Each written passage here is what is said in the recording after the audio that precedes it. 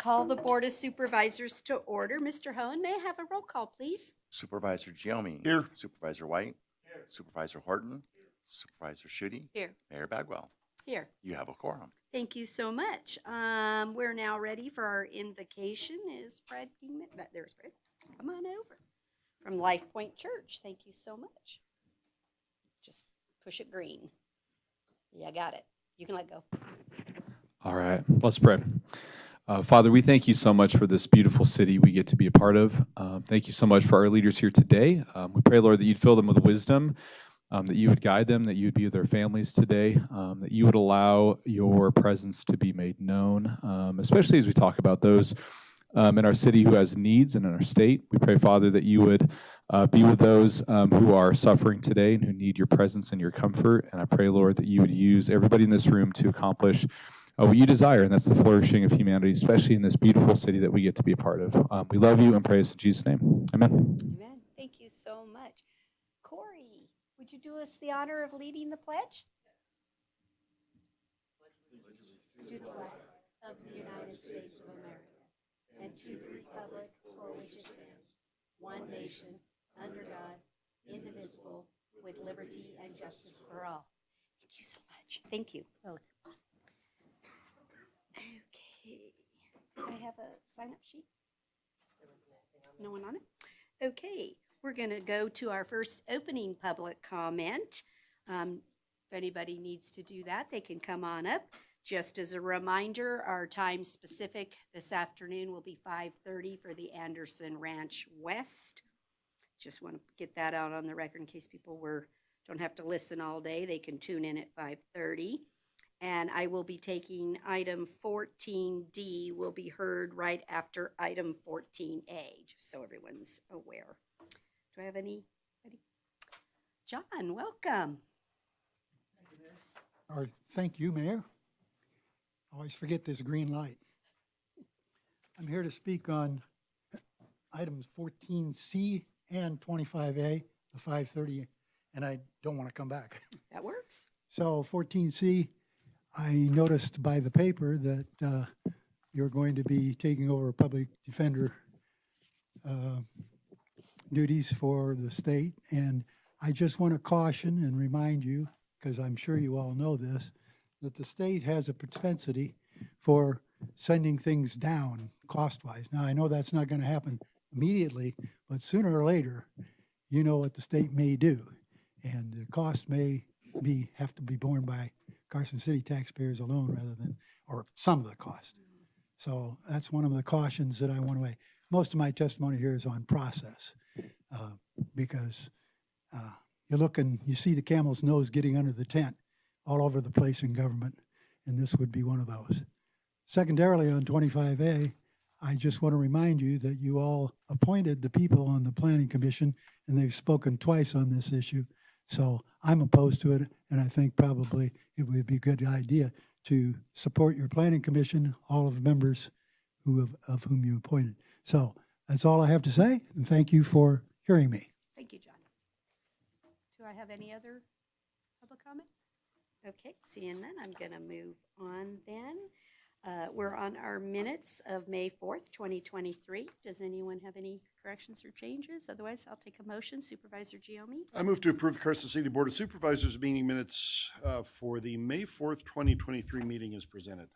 I have a motion and a second for approval. All those in favor, please say aye. Aye. Aye. Any noes? Say no. Let the record reflect it was unanimous. We're now on to agenda item 7A. We are on the revised agenda in case anyone is following along, just to make sure, the one that has printed red. This is a presentation from Mission Critical Partners regarding progress towards a new system to replace the Tiburon computer-aided dispatch system. Sheriff Furlong, would you like to introduce this item? I'll just do a real quick introduction of why we're here and let the folks take it from there. We have a pretty sizable project that we're embarking on regarding the infrastructure of the sheriff's office. We're fortunate that this board has a lot of experience sitting up here, a former fire chief, public works, and of course law enforcement. These three entities probably make up the biggest portion of what we do, especially out of our dispatch centers. And so I asked the mayor for the opportunity just to introduce the folks that are going to be doing what for you with these sizable expenditures. So it's just a small briefing, and I'll take it, leave you from there. Okay. Yeah, thank you for having me. Am I on? Okay. My name's Brett Hubbard, and I'm with a company called Mission Critical Partners. And we're a sort of a nationwide virtual firm, if you will, but we're based in Pennsylvania. I myself am from Marin County, California, and I am your client services director for the state of Nevada. So Mission Critical Partners has been around about 10 years. We have about 225 plus subject matter experts, most of who, like myself, I think I'm going on year 37 in public safety technology right now, and it's a passion of mine. I've been on the vendor side, and I'm now on the consulting side for the last several years. The individuals we have are either like myself, 20 plus years on the vendor side, but probably 2/3 essentially are 25, 30 plus year individuals that were on the public safety side, either, police, fire, sheriff, on the 911 side, et cetera. And so they're 911 directors and individuals like you have here today kind of move on in their career, and they then help out departments nationwide. So why we teamed up with your group here is we currently are a vendor doing some network monitoring and cybersecurity and network maintenance it's part of our company that we do. We call lifecycle management systems, and keeping the systems up and running. And that's been something we've been helping you with for the last several years. And that's one side of the company, and the other side is a consulting side. And with our groups of individuals across the country, subject matter experts, our goal is to team up with you, be on your side of the table essentially, and provide the best system analysis and system procurement and value that we can. And we're focusing here on computer-aided dispatch in the 911 center. A lot of you are familiar with 911, but there's a lot to it technically, and it keeps growing, quarter by quarter, not just year by year in terms of functionality. Your current CAD system, as we call it, computer-aided dispatch records, has been in place almost, I think, 15 plus years now. So when you make the decision to move to a new CAD system, it's not only a big investment, it's a big change, and you want to get it right. And there's multiple agencies involved that are being dispatched, multiple types of calls. I mean, you well know you're unique here. You're a county, you're a city, you're a capital. There's not too many of those around. I think it's the only one. And so there's a lot of unique aspects of what we need to do and how we need to do them as a team. So we're here to essentially take your input and the assessments of the group and really learn and see what is going right, what's not going right, what you wish you had, what you wish you didn't have, and package that all together and find it the best value out there as a solution. Most likely it's going to go to a request for proposal. The vendors really sharpen their pencils when they do that. Our goal, again, is to get the best contract, the best system that's going to allow at least a 10-year, system. And it's probably going to be more because these take a while to change and they're very expensive up front. So it's really value and you're hiring us to bring in sort of nationwide knowledge of what different departments have done and what the vendors are doing out there, bring in the best technology we can for the best value. It's going to have a really good long-term impact on a very critical system. So it's been great working with you. We're right in the middle of it right now and are kind of at the beginning, but very supportive group and been very happy with progress and the input and the cooperation and it's a real collective project that's going on. So any questions that you might have? Have a question?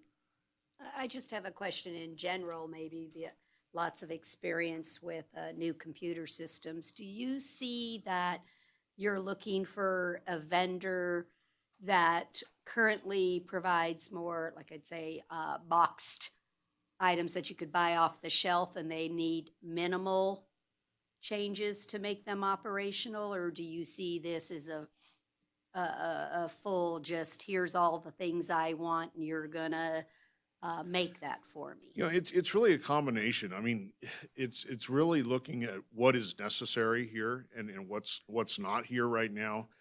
For the best value, finding that box solution is always the way to go. But at the same time, you want to, keep yourself open for growth. Is there, there's going to be growth here. Is there, are we going to talk about a new communication center one day? What about interfacing with other agencies, Washoe, Reno, South Lake Tahoe, et cetera? What I call the shiny objects are always showing up, the new technologies. And is this a company that's worked well with new technologies as they come in? Also, legislation. Nevada is trying to come up with a statewide 911 program. They're really the only state in the country that does not have a statewide 911 program. And you've got, Las Vegas area, you've got Carson City, Reno area. And someday that might change. And is this something that can adapt well to that? So it's what's going to work today, but also, 10 years. And the best value is definitely out of the box, to answer your question, with Well, flexibility. the most success. Yeah, Let me just say it differently. The most opportunity for success. I get concerned that if we buy too many whistles, then the system doesn't Absolutely. work. And you end up just needing more and more and more money. So right. I'm just interested in yeah. the philosophy on the grading of the Yeah, vendors and where we're really going, and absolutely. buying a bell and whistle only if you actually need it. Because yeah. the chance of success, I can't tell you how many projects have failed, Right. and it's usually over purchasing a non-core item.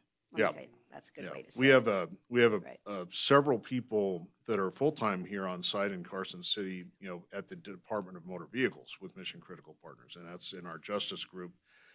So we have a lot of background, on the justice side of Nevada, and it's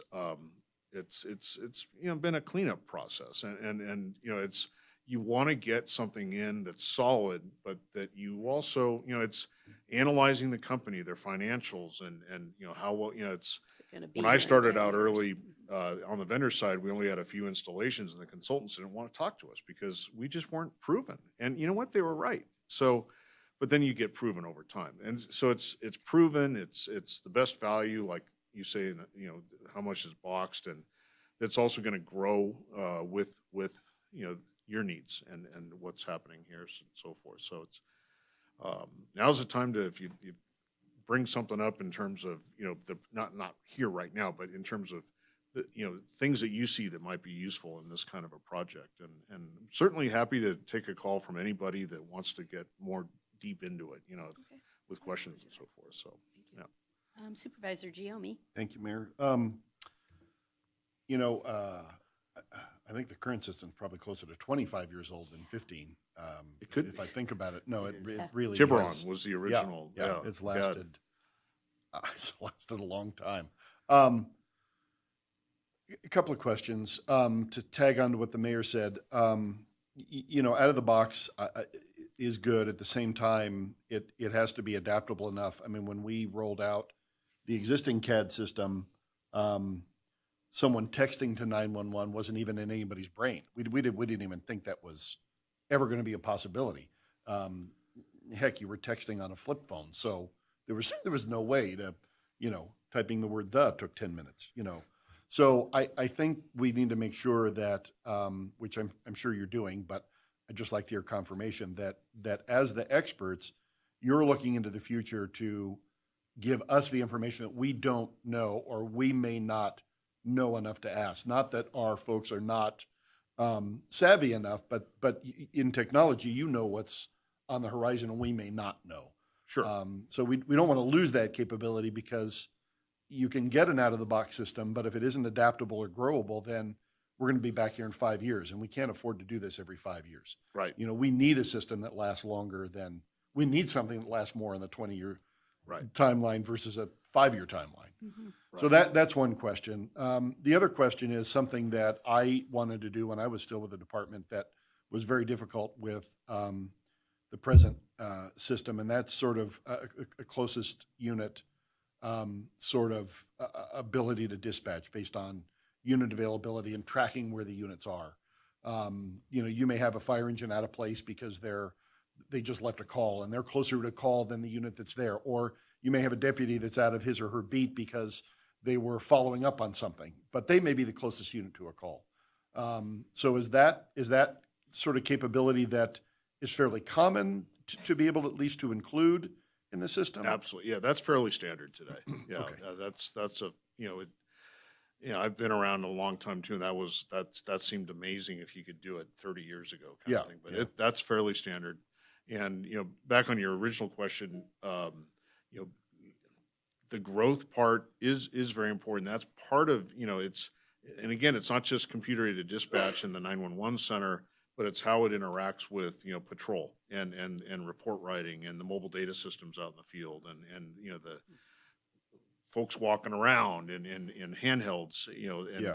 and it's being able to not only adapt to new technology that might be related to growth in the community and changes in the community, but also changes in infrastructure like, wireless infrastructure, data and how that can be transmitted. Video is a big thing. We're Right, getting live right. video from scenes these days, from drones, et cetera.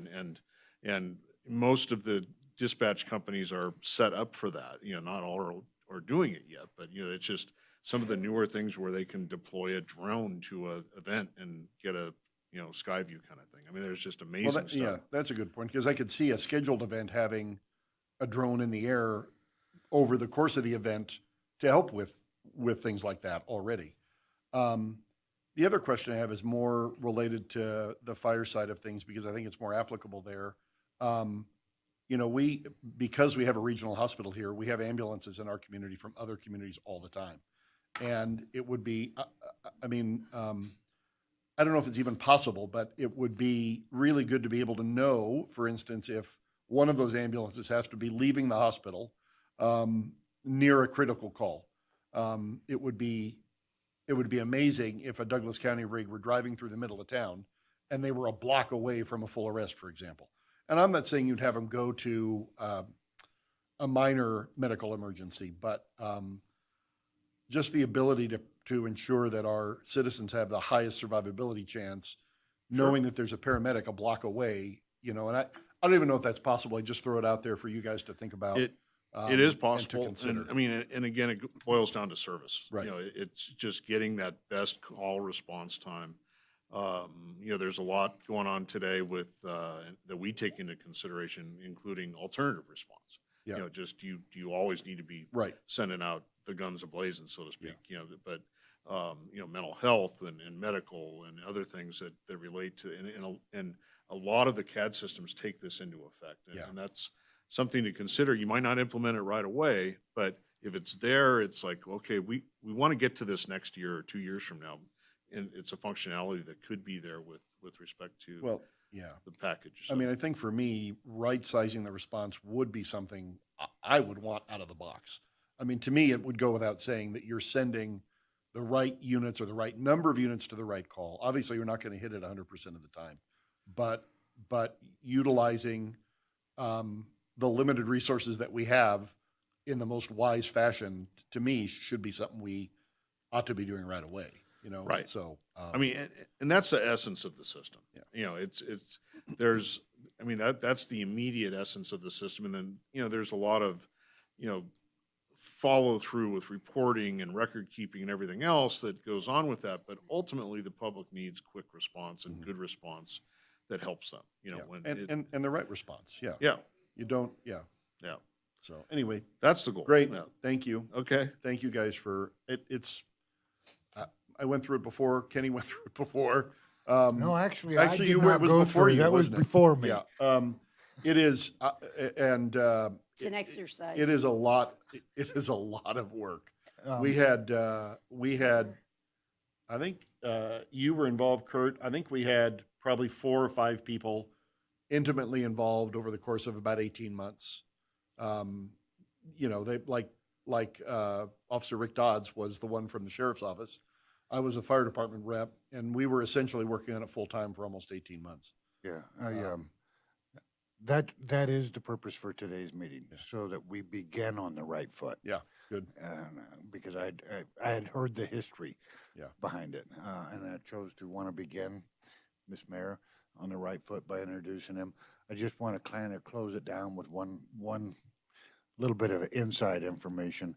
Out of the box can have a few different kind of definitions, but that is how we choose to operate most of our systems, rather than trying to change them and having Frank from IT get down on me because it messed up something further on down the system. You absolutely didn't does. anticipate. Out of the box philosophy Right. is, I think, a very good road to stay on. Yep. Okay. Well, thank you so much. Lastly, it's a great group, and they're doing this at the right time. Things aren't a mess right now, but they don't do something, it's gonna start falling apart. But it's good right now. That's the good news. It's a So, great time to do it. Yeah. Right. Timing is excellent. Thank you It's so a much. ringing endorsement. Things aren't a mess. You got that quote, Scott? Things Yeah. aren't a mess. I'm gonna Thank you give so it to you much. straight. I mean, our company policy is truth over harmony. So, it's, and believe me, we get involved with major messes and have to help clean them up and then do an upgrade, so it's easier this way. So, Thank you so much. thank you. Have a great day. Okay, we're going to move on to our consent agenda, just for the record. Item 8B, the item 13C did pass the Planning Commission, so I feel we can go ahead and take action. It did pass last night, so. Anybody have anything else? Then I'll accept a motion for the consent agenda. I move to approve the consent agenda consisting of item 8A, 8B, 9A, which includes resolution number 2023-R-16, 9B, 10A, 10B, 10C, 10D, stand by, there's more, 10E, 10F, and 11A, all as presented. I have a motion and a second. All those in favor, please say aye. Aye. Any opposed, say no. Let the record reflect it was unanimous. We're now on to agenda item 13A, which is discussion and possible action regarding the Carson City Airport Authority's 2023 to 2028 Airport Capital Improvement Plan and 4 related fiscal year grant applications. Mr. Jenkins is here to walk us through this item. Morning. Green. Good morning. This is Corey Jenkins with the airport. So this item, as Madam Mayor described, is the Airport Capital Improvement Plan for 2023 to 2028. Also, this is, you'll notice that there are 4 grant applications for 3 projects. That is a little abnormal. Right now, we have a unique opportunity with additional funding available through the bipartisan infrastructure law. And one of those projects was split into 2 grant applications. Now, since this staff report was submitted, we have received bids for that project, and those bids came in high. So we do expect that grant application to potentially change. We don't have enough information on that right now to have any more details than that. But I do suspect a change with the SRE building, the snow removal equipment building. So those projects, we're looking at the install approach lighting phase 3. This is the PAPI lights and the MALSIF lights. It's the precision approach lighting system and the medium intensity approach lighting system. That is the construction phase of that project. There we go. Then the SRE building, snow removal equipment building, and then also a grant application for a new terminal building.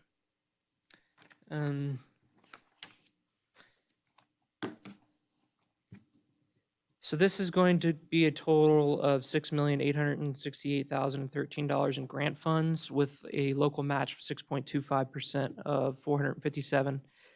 $1,867. That is what we currently have on here. The plan, the ASIP plan, that is a planning document. We do ask for approval for that every year, and we submit that to the FAA every year. There are usually very few changes year to year. We kind of have a pretty good idea of what we're looking at. So there's one notable change for future projects on the ASIP that is different from what was on there last year, and that is because Rick Lee performed a comprehensive inspection of the airport safety areas, and he did determine that we do have quite a bit of erosion in that area. So there's a new project on the ASIP that's different from the previous year that is for drainage improvements and safety area improvements.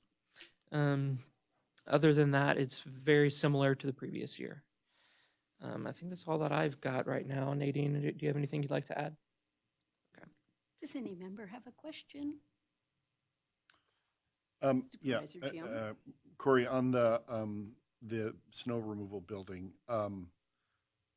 you indicated that it may affect that application. Does that mean that you think there's an opportunity to request additional funds, or do you have to change the scope of the project to keep it within the limits of the available funds, or what are you thinking? So right now, the FAA is looking into what funding options are going to be available to us. Okay. So once they have an answer to that, then we'll have a better idea of what we're looking at.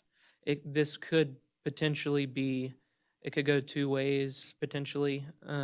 They could find the funding, and we could put together a new grant application for the full amount, or they may say we don't have the funding for this project. In that scenario, we would say, okay, well, what can we do? So we may split this project up potentially, reduce the scope, try to maybe do half of the project this upcoming fiscal year, and then do another half the next fiscal year, something like that. How far off was it, the bids versus the grant? Oh gosh, it was Like about significant? it was significant. Like 40, 50% off? It was probably, what was it? It was probably more than 50%. Oh, Wow. It was almost twice the bids were about twice the value of what the original grant was estimated to be. And for. how did you come up with the original estimate? The original estimate is actually a little old Oh, because this is so not that's the why. first time that we've looked at this project. okay. And so when this project was originally bid on, it was actually that predates my employment here. Okay. We didn't receive any bids for the project. And then that's been, everybody knows what inflation Yep. has done, and the cost of construction has just Yeah. gone completely out of control.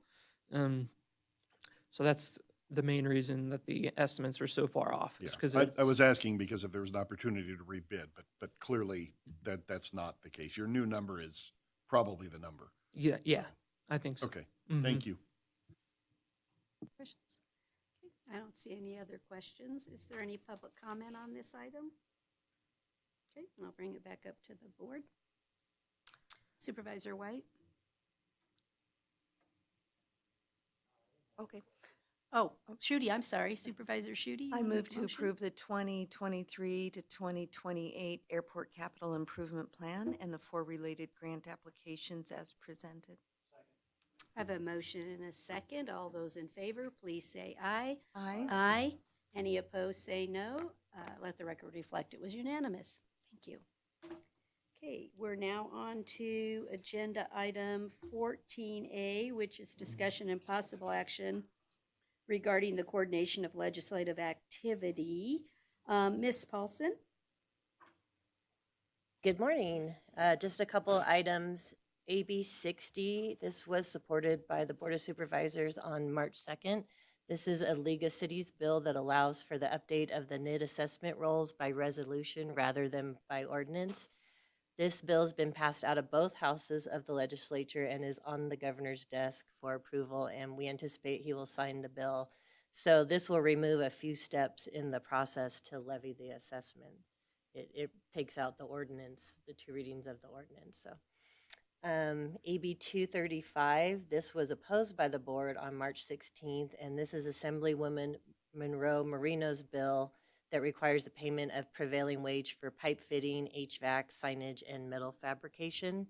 This bill passed out of both houses of the legislature on a party line vote and is currently on the governor's desk awaiting his decision to either approve or to veto. And then the last one, AB 429.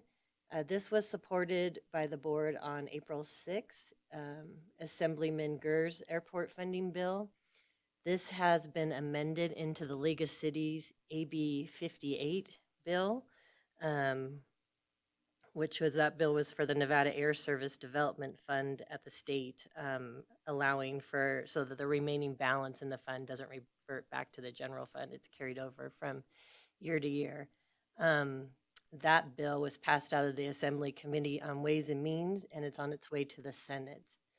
So AB, the 429 will not be moving forward, but if you want to consider taking action to support AB 58 instead, we could do that today. So just to be clear, if you can remember, AB 58 was the airport bill that the League of Cities had, and then Assemblyman Gurr had 429 that had another, and what we did is combine the two bills because it was two different parts of airport funding, the two different pots of money, so it was combined. And what they ended up doing is taking 429 and putting it back into 58. So the League of Cities bill will be considered and moved instead of Assemblyman Gurr's bill, but they're identical. But they would prefer to do it in Assembly Bill 58. So we already did 429, so I think we should go ahead and approve AB 58 for support. You want to just Okay. make that a motion? I move to support AB 58. All those in favor? Aye. Aye. Any opposed, say no. Let the record reflect it was unanimous. Okay. Anybody have anything else on legislation? Who seconded? Me? Stacy. Mhm.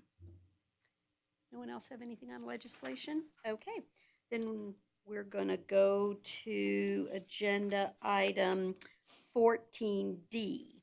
Discussion and possible action on a proposed collective bargaining agreement between Carson City and Carson City Deputy District Attorneys, that one's a long one, Association, to be effective on July 1, 2023, expiring June 30th, 2026. Ms. Paulson. I would just want to thank everyone that was involved in the negotiations. This proposed collective bargaining agreement is for a 3-year term ending June 30th, 2026, with an estimated fiscal impact of $981,508, and which includes the amounts to maintain salary parity for the civil DAs and also to avoid salary compaction between the supervisory and the non-supervisory attorneys at the DA's office. Does any member have a question? Okay, I don't see any. Is there anyone from the public that would like to have public comment on this item?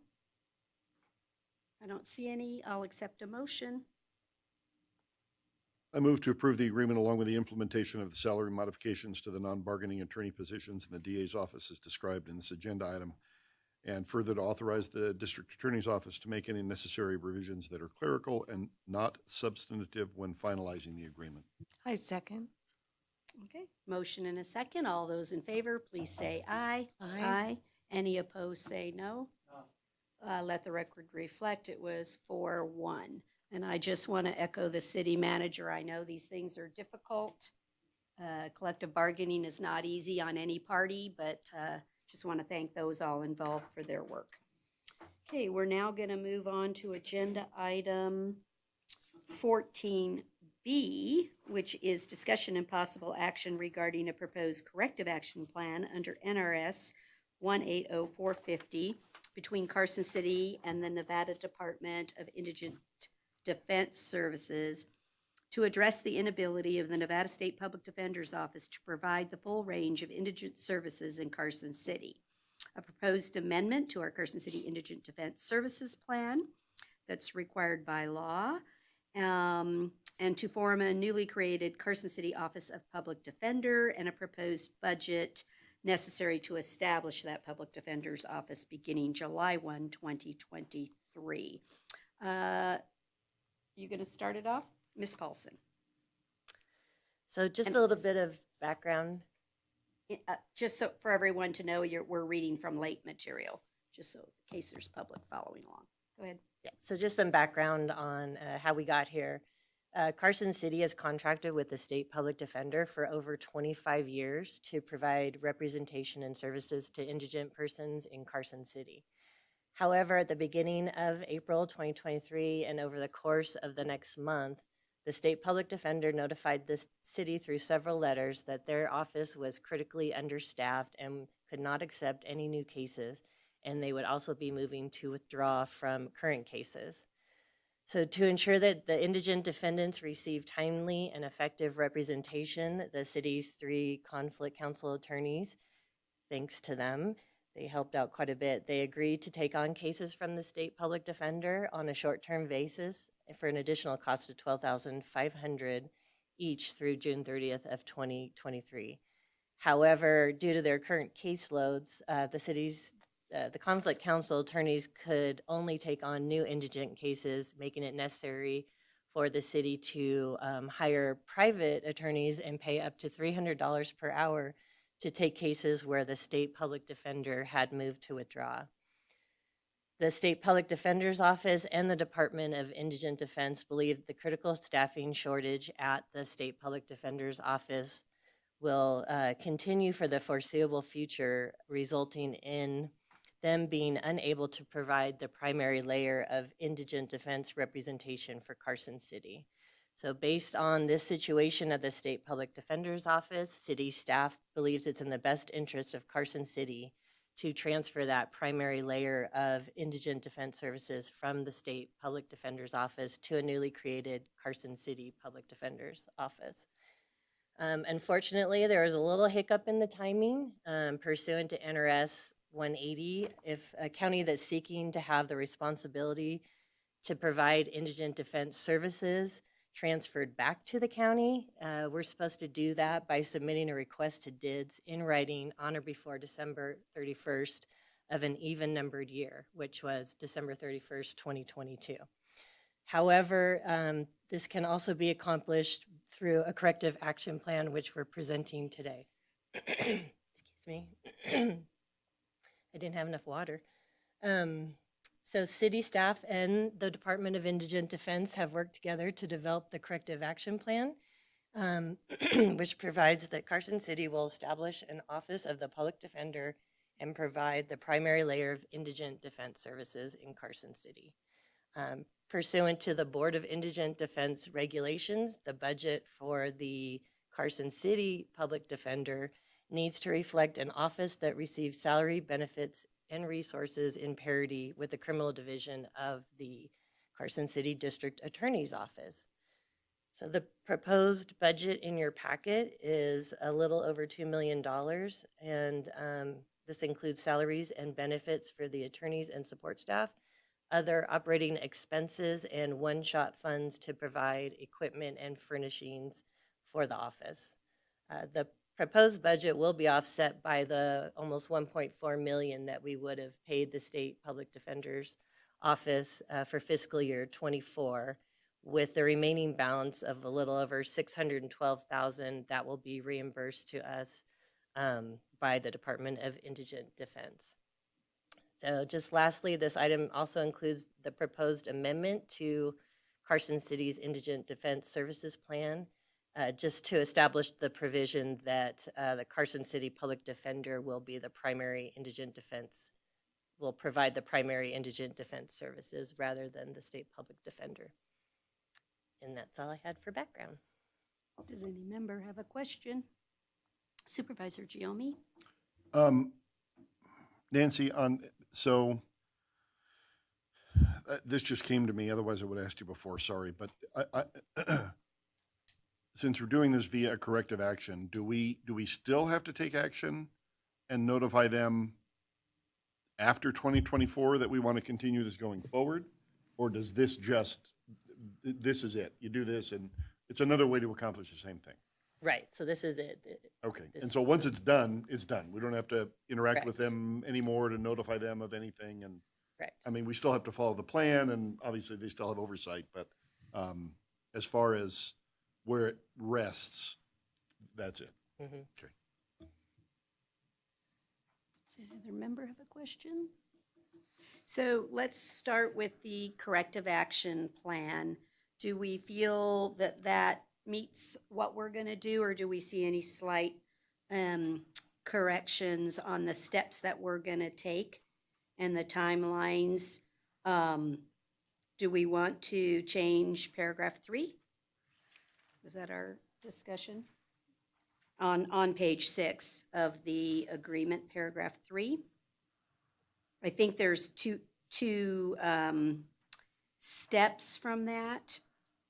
So one, we're gonna get the public defender, and then all of the staff that come with that. So the Carson City will release a public solicitation seeking interest from qualified attorneys. That is for all of the staffing, right? For all the qualified attorneys, but not the public defender itself. We can just bring that person before this board and interview them and do that. And then we're gonna have the chosen public defender look through and hire their staff. Is that our intent? And I just want to make sure that's what that's my understanding of what we're gonna do. And I just want to clarify in this corrective action plan that it's not the public defender and all of its staff. It's all of the public defender's attorneys that we're gonna release. And I think they're gonna help us. I think yesterday they even stated they would send that out to all the DIDS qualified attorneys for us, the announcements for the staff. So is Yeah, this? that's correct. Is this clear enough? Or do you think we need to? I just want to make sure. Because I think we're going to appoint the public defender pursuant to the NRS. And then we'd appoint. So is that sentence in the right order? We've been working on this until our eyes are popping out, I think. But I just want to make sure we're not misstating anything in the plan. Madam Mayor, this is Todd Reese, Deputy DA for the record. I would agree that we can propose changes to that paragraph to make it clearer, and I can work with the Department of Indigent Defense and see if we can come to an agreement on that paragraph. What I would suggest, if the board wants to proceed in that direction, if that's the board's direction to me, then I would recommend approving it subject to those changes. And if there's any issues with the Department of Defense and working through that, then we will. I know there's a 5:30 session of the board today. Then we can revisit that issue this evening, Okay? or 5 o'clock, I believe. We have 5:30. 5:30. Okay. We could take a brief on this if they don't concur with our change. Okay. Supervisor Giomi, did you have Two any more others? questions. Yeah, the next agenda item, I just wanted to look at that, because does that not say that the board will appoint the public defender? Sorry, In I'm the trying to indigent read it. defense plan, in which thing? No, I'm talking about the ordinance itself. In the ordinance, Supervisor Yeah, it Jimmy, I says believe that it does. 2.50.03, the public defender must be appointed by the board. Yes. So that, I mean, if we pass that ordinance, that clarifies this part. I'm just reinforcing what you said. Yeah. I do have one question on the job descriptions, and I know that our HR director is not here, but under the public defenders, under the investigator, it doesn't say they have to be post-certified. Is that, oh, look, here she is. Because they don't have to be. Do they not have to be post-certified? They don't. But go ahead. We worked on that yesterday, too. The investigator does not have to be post-certified. doesn't mean that Wouldn't we it want wouldn't. them to be? Well, and I'm going to leave that up to the discretion of the public defender Okay. to see So who these were he wants to examples and they hire. can be changed. Yes. Okay, Yeah. all right, good. I just want to make sure, because I would feel better if we had an investigator who had post-certification. And there's enough, in my opinion, there's enough people out there who have that we shouldn't be hiring someone who doesn't have it. my And the opinion. DA, in the DA's job description for their investigator, the individual, it's a preferred requirement. It's not a requirement, though. Okay, thanks. Anybody have anything else we want addressed in this item with Todd besides just clarifying that one sentence? Nothing? Okay, is there any public comment on this item? We had one this morning that just, cautioned from John. Just want to acknowledge that I think all of us here would concur with him that we want to protect the general fund of Carson City to make sure it doesn't get eroded by this service. But at the same time, currently by law, Carson City has the requirement to provide services, and the current method of that just cannot continue. So we have a duty to provide services to individual defendants, whether it's something we want to do or not. But I do want to acknowledge his comment that I don't think it's going to become less expensive as time goes on. I think when we see the conflict council, we're going to find out what starts coming our way. So what we can do, I think, is approve this item with an opportunity for you to work on the corrective action plan with DIDS, just to clarify that and rewrite that section slightly. I just don't want anyone to question it later. That's get it right the first time. Try. Correct, Madam Mayor. And one other note I just wanted to put on the record. The proposed budget is more akin to a tentative budget. The final approval for the budget, and however that may be, will come back Second reading. for right after the second reading, once the ordinance is officially adopted. Okay. Supervisor Shooty, you ready for the motion? Thank you. I move to approve the corrective action plan, subject to changes to the corrective action plan as discussed on the record. Oh, that sounded so much better. Wait, no, let me start over. I move to approve the corrective action plan, the amendment to the Indigent Defense Services Plan, and the proposed budget as presented, subject to changes to the action plan as discussed on the record. It works. Second. I have a motion and a second. All those in favor, please say aye. Aye. Aye. Any opposed, say no. Let the motion reflect it was unanimous. Thank you. And then you'll let us know if there's any issue right immediately at 5:30 today, if this item needs to be recalled. Yes. Otherwise, we'll move. Okay. We are now on agenda item 14C, discussion and possible action to introduce on first reading a proposed ordinance establishing the Carson City Office of the Public Defender. Mr. Hone, may I have the title, please? An ordinance relating to administration and personnel, creating the Office of the Public Defender in Carson City and providing other matters properly relating thereto. Thank you. Ms. Paulson, anything on this? Nothing additional, just NRS requires this to be done by ordinance to establish the office. Does any member have a question? No questions? Is there any public comment on this item? I'll accept a motion. Supervisor Giomi. I move to introduce on first reading Bill number 110. I have a motion and a second for the approval of Bill number 110. All those in favor, please say aye. Aye. Any opposed, say no. Let the record reflect that was unanimous. Okay, we're now on to, make sure I'm not missing anything since right? We're on to agenda item number 15, which is our non-action items. Ms. Paulson, give an update for us? Just one little thing, it just looks like June 15th is stacking up to be a pretty large agenda, just trying to get everything in by year end. And it happened pretty early this year, June 15th. Any members of the board, have anything to share? Supervisor Shooty.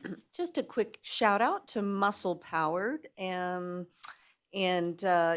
was Bike Month, and boy, so many wonderful bike-related events. And then Muscle Powered, they have their trash mob on some Saturdays, and just from 8 to 9 a.m. and they meet in a particular spot, and folks pick up trash for an hour and then go about their day. And it's just really a wonderful community service that everyone is invited to participate in. So just a shout out. Anyone else? Okay, I don't see anyone else with anything. So what we're going to do now is we are going to recess as the Board of Supervisors. We're going to have our closed door meeting to meet with our attorneys, and then we will come as the Board of Health. So expect the Board of Health to begin at 9:45 for the Board of Health, or 9:45, either way you want to look at that. So we are in recess till 9:45. Thank you.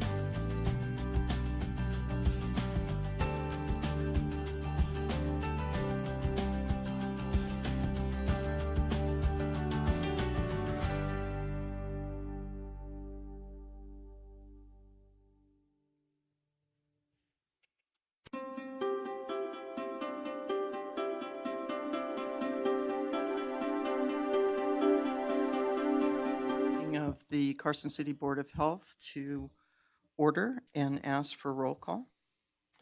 Chair Lyons, Here. Vice Chair Giomi, Member Bagwell, Member Furlong, Member Horton, Member Schutte, Here. Member White. Here. You have Thank you. And for possible action or approval of the minutes, were there any, Nope, opening public comment. oh, having asked about that, yes. Are there any public comments? Hearing none, we'll move forward with a possible approval of the minutes from March. I found correction that needs to be made, and I let Tamar know regarding the date. Should read March 2nd, 2023, and that has been corrected. Okay. Any other comments, corrections? Oh, I move to approve the minutes from March 2nd, 2023 as corrected. And with a motion and a second, all in favor? Aye. Aye. Any opposed? Okay, passes unanimously. Going on to item 21A for discussion only. This is a presentation by John Packham. And Nikki, did you want to introduce him further?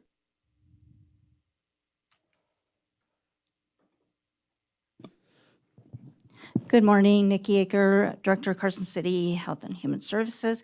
So today we have Dr. John Packham with us. We've had him in the past to go over our county health rankings and roadmaps. He is with the School of Medicine up at the University of Nevada, Reno.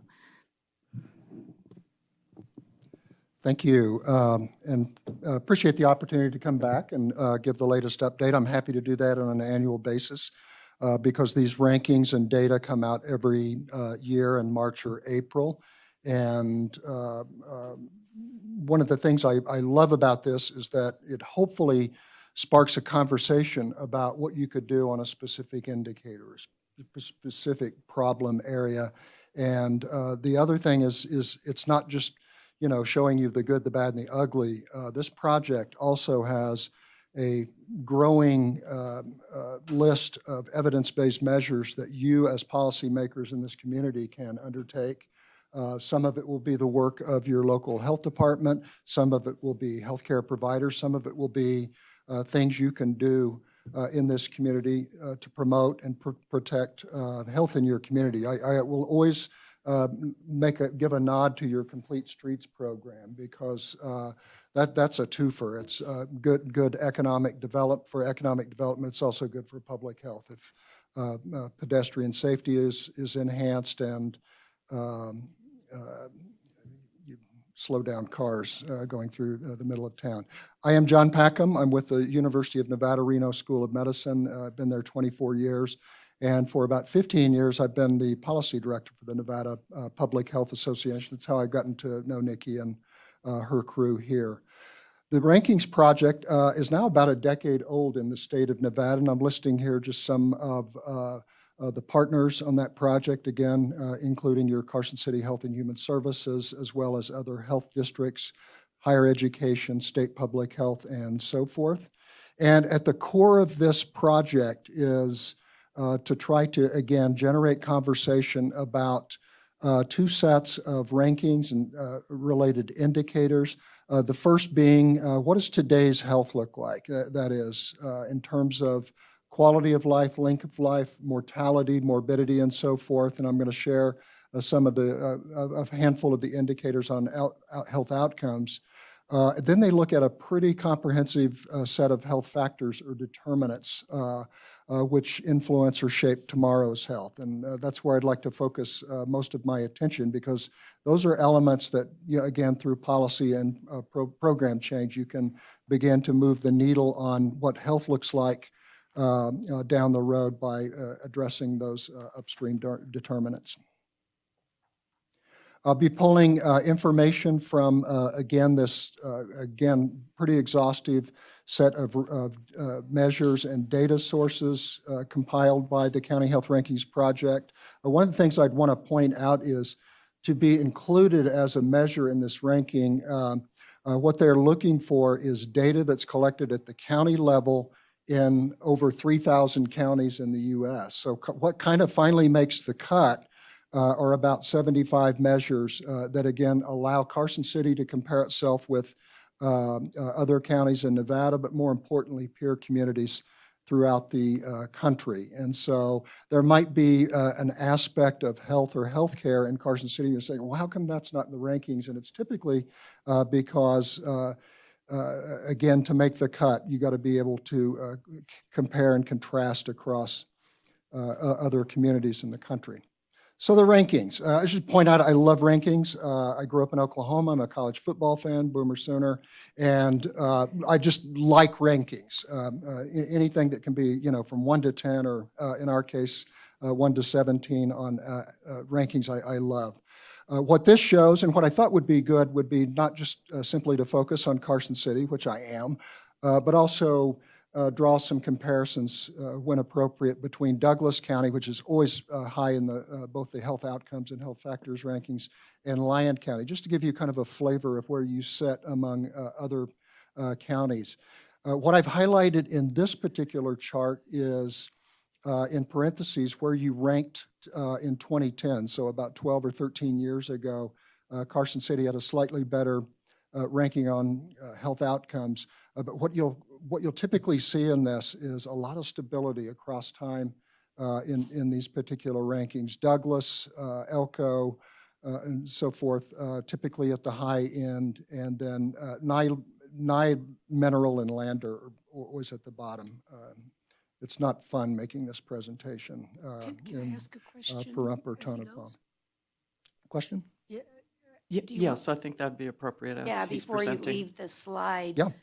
Because you're showing that Carson City is now at 13, Mhm. and we used to be at 10. Yeah. But can you tell me what the largest input is to this ranking? I mean, what's the largest I'm drop? going to, I'll answer that Oh, you in a slide or two, Okay, yeah. because I'm like, Yep, I why can are tell you, we I can tell you where that, sliding? I Yeah. can tell you where that's coming from. Okay. And this is just a map highlighting, again, the lighter the shading, the higher the ranking, the darker the shading, the lower. There'll be some John, can we commonalities. have a magnifier Yeah. for that next time? What's that? Can we have a magnifier for that next time? Yeah, yeah, A blow up on Carson City there? Yep. Thank you. you know where you're at. Okay. And then getting, to kind of begin to answer your question, here's where Carson City ranks on health factors. That is current indicators of clinical care, health behaviors, social and physical environment, and so forth. And I'll take a deeper dive in that.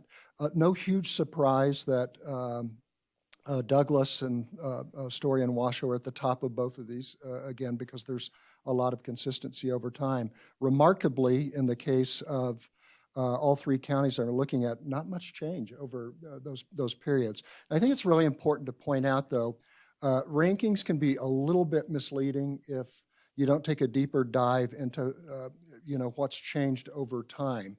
For example, if you look at all of the counties ranked on obesity, what we see is we're seeing obesity rates going up in every county. So your ranking may not change over time, but the bigger story is the fact that we're seeing obesity rise in all counties. Conversely, and I think it's a good story, we're seeing smoking rates going down in all counties. So you might have a poor ranking on adult smoking or youth vaping and so forth, but it might obscure the fact, again, that there's progress across all counties.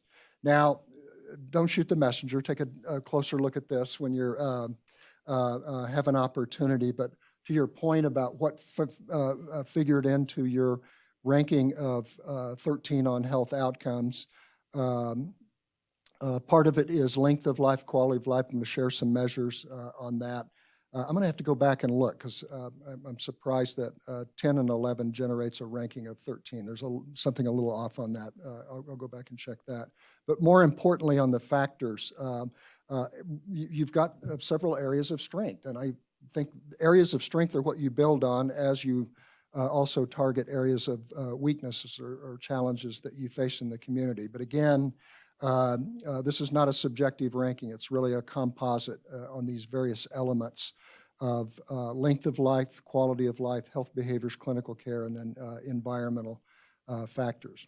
Now, these slides are going to look the same. I'm going to go through several of them pretty quickly just to give you kind of a flavor of what the data shares. And I'll be focusing, of course, on Carson City. So you guys will be the column on the left, and then whatever indicator we're looking at, the values on top of the bars. In each one of these slides I'm going to share, the darker bars are the urban counties, and then the lighter shaded bars are rural and frontier counties in the state to kind of give you a flavor. Well, there'll be some indicators where urban counties have an edge and rurals are at a deficit and vice versa, and I'll try to point that out. One of the common or key indicators of health outcomes is premature death, and it's a calculation made by the National Center for Health Statistics, an attempt to estimate how much potential life is lost before the age of 75. I would say Carson City's about the middle of the pack here, but higher than other urban counties. But you can see some rural counties that have substantially higher rankings on this particular indicator. One where Carson City does relatively well is, and again, this is one that we've seen decline over time, that's the good news stories, is the percent of life births in your community that are defined as low birth weight babies, and that is below 2,500 grams at birth. A little bit below the Nevada average, but and lower than the other urban counties in this particular graph. This is, I think, one of the kind of the gold standards of health outcomes, and that is life expectancy. And again, it's an estimate prepared by the National Center for Health Statistics on how long an individual can expect to live if they were born today. And this data was for the period 2018-2020. And in your community, it's a little over 74 years on average, which is well below the Nevada average and lower than most counties. But what's striking about this is the considerable variation across counties. And if you look at Story County, for example, life expectancy there is almost 9 years greater than Carson City. I'd point out that that data is adjusted for age, so it's not simply that Carson has an older population or and so forth. It is age adjusted, which again is very striking. I wonder if that's because they walk up and down all those hills up there. It might be. Better It might be. exercise. Or bike up those hills. Yeah, yeah. Now, shifting from outcomes to factors or determinants, I'm going to, again, roll through these pretty quickly. And this is adult smoking rates in your community, 18.4%. When I did this analysis a decade or 15 years ago, most adult smoking rates were in the neighborhood of 25% in the state of Nevada. So again, be mindful of what is still basically 1 in 5 people in your community who continue to smoke. Plenty of unfinished business for the health, Carson City Health and Human Services and your partners, but we've made progress there. What strikes me, since I like to always think in statewide terms, is the fact that all of these rates are unacceptable and that there's, again, plenty of unfinished business. If you look at the biggest impact any given health factor has on healthcare and what we spend on healthcare, it is smoking. So Where do you obtain the information on how many adult smokers there yeah, are? so this actually comes from a nationwide project overseen by the CDC called the Behavioral Risk Factor Surveillance System. And what they do is they contract to, actually my university, UNLV, and the state of Nevada to collect survey data from each community on a variety of health factors. You'll see that come up in some of these other indicators, but it's an estimate of the percent of adults over the age of 18 who are identified as current smokers. And they have a way of doing that, like if you smoked 100 cigarettes in your lifetime, have you, how much do you currently smoke in the past month, et cetera. You And mean then- you survey like Carson City and you pick random 50 It's adults a- or something to yes, do a survey? it's a random survey. Okay, and the people's answer Right. is what? And so what happens in the survey is it's smaller, relatively smaller counties, Carson versus say Washoe or Clark. They have to sample more individuals to get get a that. But again, it's significant- a nice representative snapshot of where you stand currently on smoking. As smoking rates decline, though, I will take every public opportunity to point out that we're seeing youth vaping increase. So it's whack-a-mole. You address one and another problem pops up. So John, that would be my question. When it says adult smoking, does it Yeah. include nicotine products other No, or just this is cigarettes? smoking. This is just cigarettes, okay. And that project is capturing other data on not only cigarette smoking, but pipe smoking, cigar, smokeless tobacco, and other nicotine products. That is just smoking. This is the data, and I'm going to try to pick this up from the interest of time. Adult obesity rates considerably higher than the Nevada average, a little bit higher than U.S. average, but kind of the story here is similar to smoking. There's variation across counties, but each of these bars have inched up over the past decade when I've presented this particular data here. Clinical care access. This is the latest data. It's a couple of years old, but that's current as insurance coverage data goes. About 16% of the population is uninsured, and this is the population under the age of 65. So we treat 65 and over as, in Carson and elsewhere, it's 98 to 99% because of Medicare program. My big concern here on this one is that with the public health unwinding, we're going to see these rates go up. Medicaid eligibility expires for those that gained coverage and kept coverage during the pandemic. These are going to inch up. So this will be a huge issue for state and federal policymakers and its impact on communities like Carson. An area where you do quite well, in fact is about as good as any county here, is the size of the population per primary care physician here. And in general, health and physician and nursing workforce indicators are better in northern Nevada than they are in Clark and most rural counties, but this is, again, a strong aspect.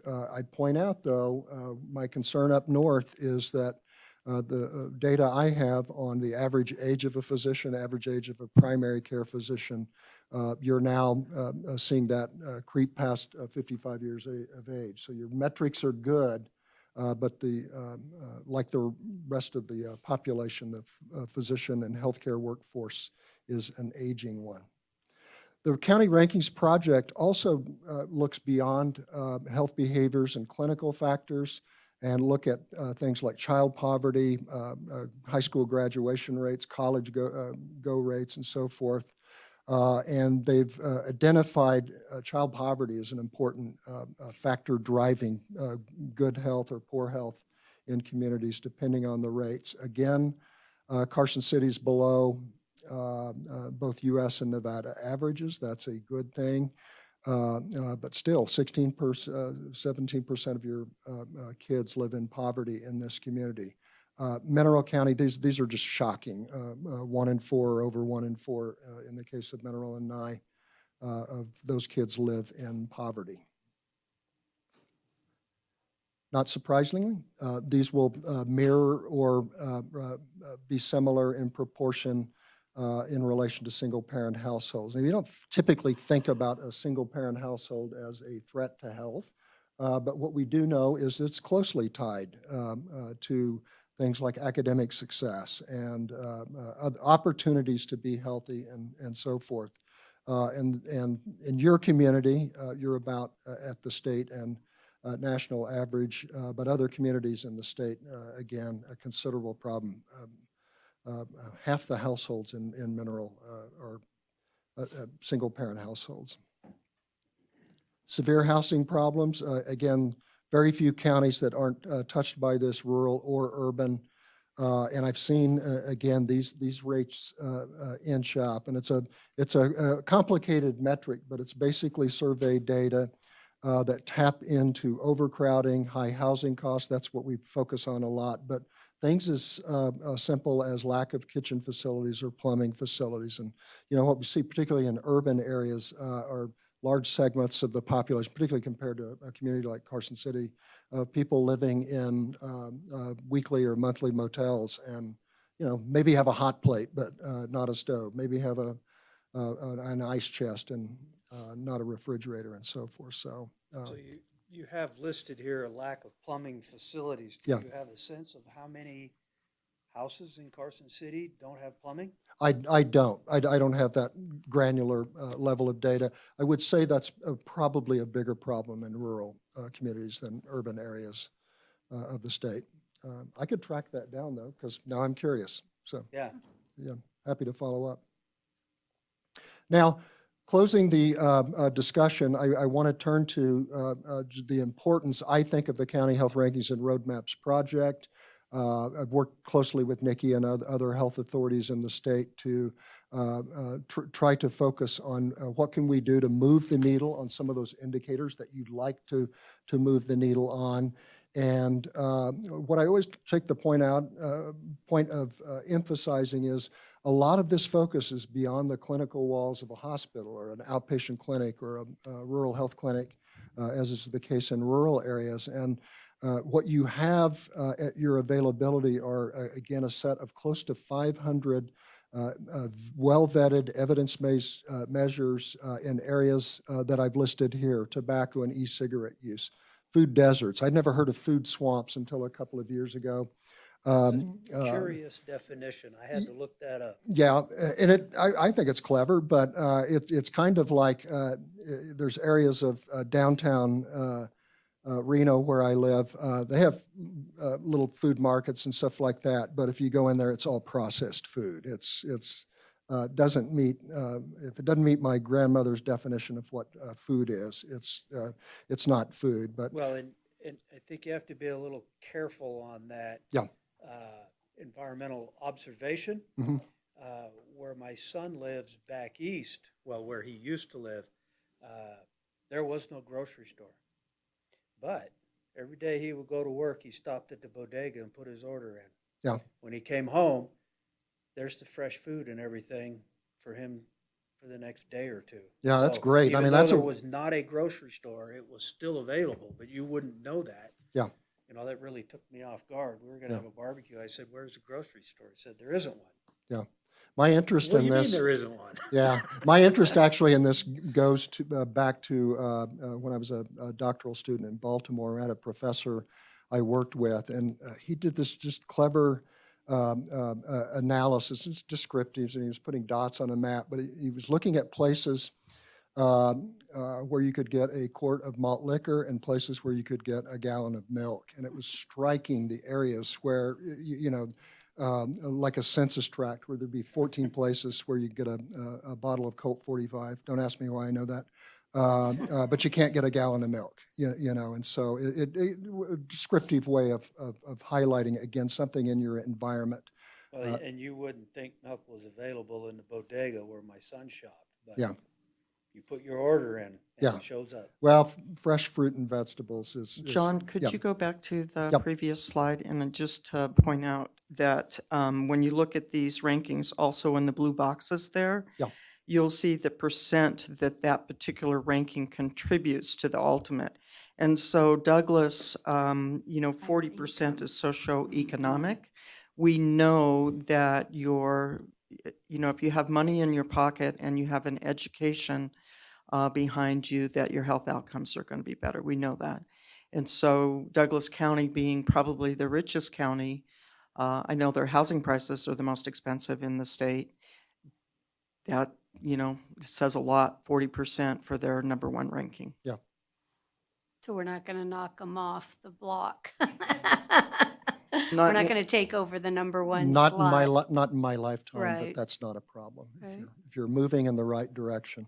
If I can just add something, and I really, first of all, appreciate you mentioning complete streets early on, because it is such a huge part of a community, a local community, or the whole town as a whole. And, I just think about walkable neighborhoods. I think about, and how those even then tie into the food deserts or the swamps. I was sorry to see grocery outlet move, although it's lovely and beautiful and it's needed in the other area as well.